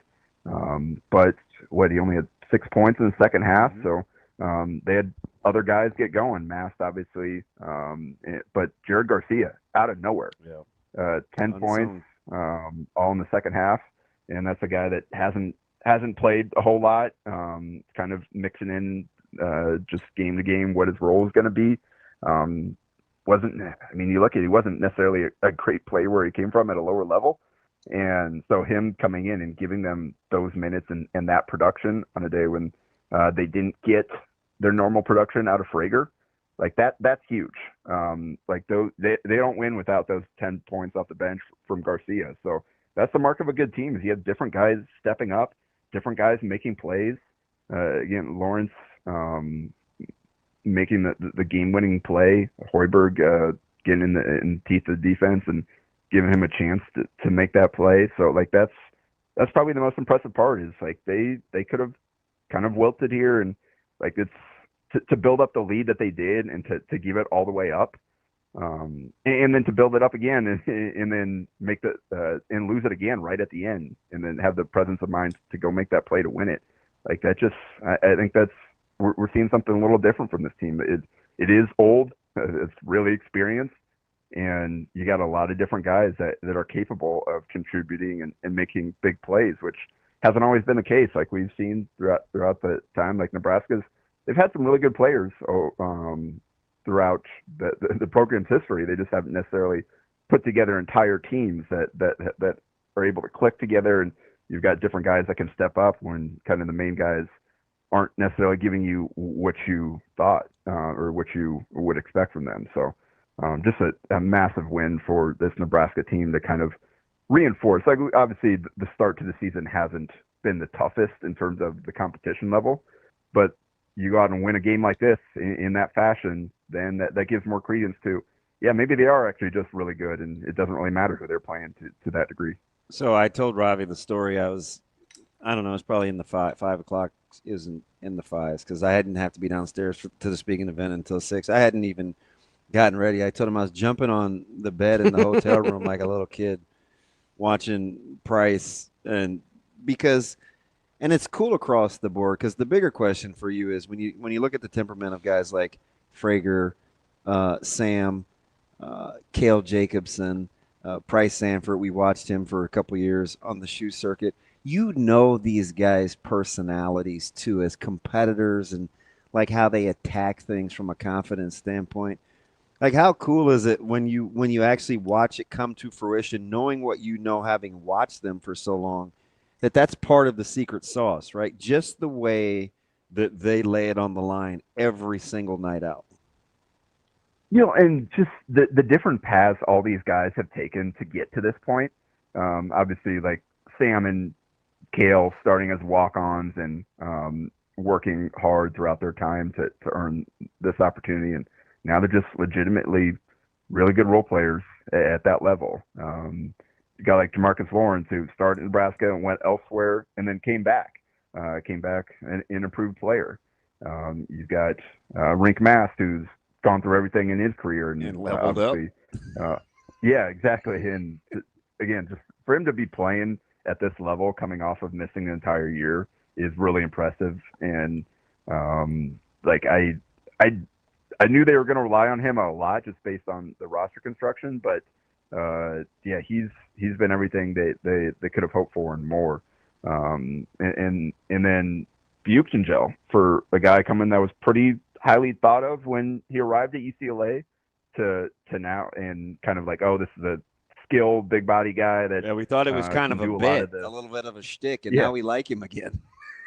Yeah, well, and like he Amazing goes from what roles kind can of do for somebody. Knock it off. Well, yeah, and embracing it. And because, like, again, he was a guy that thought of, oh, he can dribble, he can shoot, all this type of stuff. And that stuff hasn't really translated to any meaningful degree, but he's out there kind of more embracing the ability to make an impact on defense and rebound the ball and just score occasionally when the opportunity is there. And it's just kind of fitting into this piece where you've got other guys that have emerged. And then, yeah, Sanford leveling up, just coming over from Iowa, where you had kind of some older guys that with his brother and Josh Dix and Freeman while he was healthy, other guys that were kind of the main guys. And he was just, it was kind of interesting. He was kind of following in the Dix path over there at Iowa, where didn't play a ton as a freshman. That sophomore year kind of stepped up into a really good role player, but not necessarily the guy. And now as a junior here at Nebraska, he's really blossomed and improved his all-around game. Like, again, at his ability to attack closeouts in addition to shoot. Like, we knew the shooting was what it was, kind of his bread and butter. But I mean, he is 6'7", whatever he is. He could just long, score. 6'8", I like 6'9", he's putting it on. Remember how we watched him for just give it to guys on the shoe circuit. I'm like, he's more than just a shooter. Yeah, and he's not going to go up and finish above the rim, but his ability to extend past the defender, again, just really strong line drives, holding his line, getting all the way there and finishing. Like that's so dangerous. Like that's how you kind of you got guys that can shoot. You've got movement shooters that can run off screens and all that type of stuff. And then you've got shooters that can attack closeouts. And when you get the latter two, like, that makes such a big difference. It compromises the defense so much because you have to close out hard. You can't let these guys get clean looks. But if you do that and the guy can either relocate or put the ball on the deck and drive really hard and either finish or collapse the defense and kick to somebody else, like that's you can live like that with guys making plays like that. It's really hard to cover. And so he's kind of evolved into that kind of guy. And that makes this Nebraska team that much harder to guard when you've got to account for a guy like Mass and his ability to facilitate and score inside and out. There you go. That is our guy, Jacob Padilla, Hurrdat Sports, Hail Varsity. Appreciate you, JP. And hopefully this week of sports goes a little better for you in your coverage and fandom. So let me ask you real quick about the Packers. You still want to see them? Are you one of those guys that's like, oh, it's over? Or do you want them to still go as far as they can, even if you think they can't win it? Or are you like, I'll just let it fall where they may? Like, how is it? No, I'm going to watch every week regardless, as long as I'm not working. And the good news is it seems like the offensive injuries at least aren't season-ending. Like, outside of the Parsons one, it seems like Tom's going to be okay. Christian Watson's going to be okay. Evan Williams thinks he's going to be okay. So some of the other guys that you couldn't afford to lose seem to be like they'll be back in a week or two, hopefully. And so now you just have to go all in and, like, this offense just kind of see what Jordan Love can do. Just lean into it. Try to kind of win your games with offense, because at this point, Parsons did so much for them on defense, and it does. I'm gonna assume the championship equity is off the table. Aww. Although, I mean, this season, I don't know who you can trust as a true contender. But yeah, Nebraska. I'm sitting here staring at the box score again.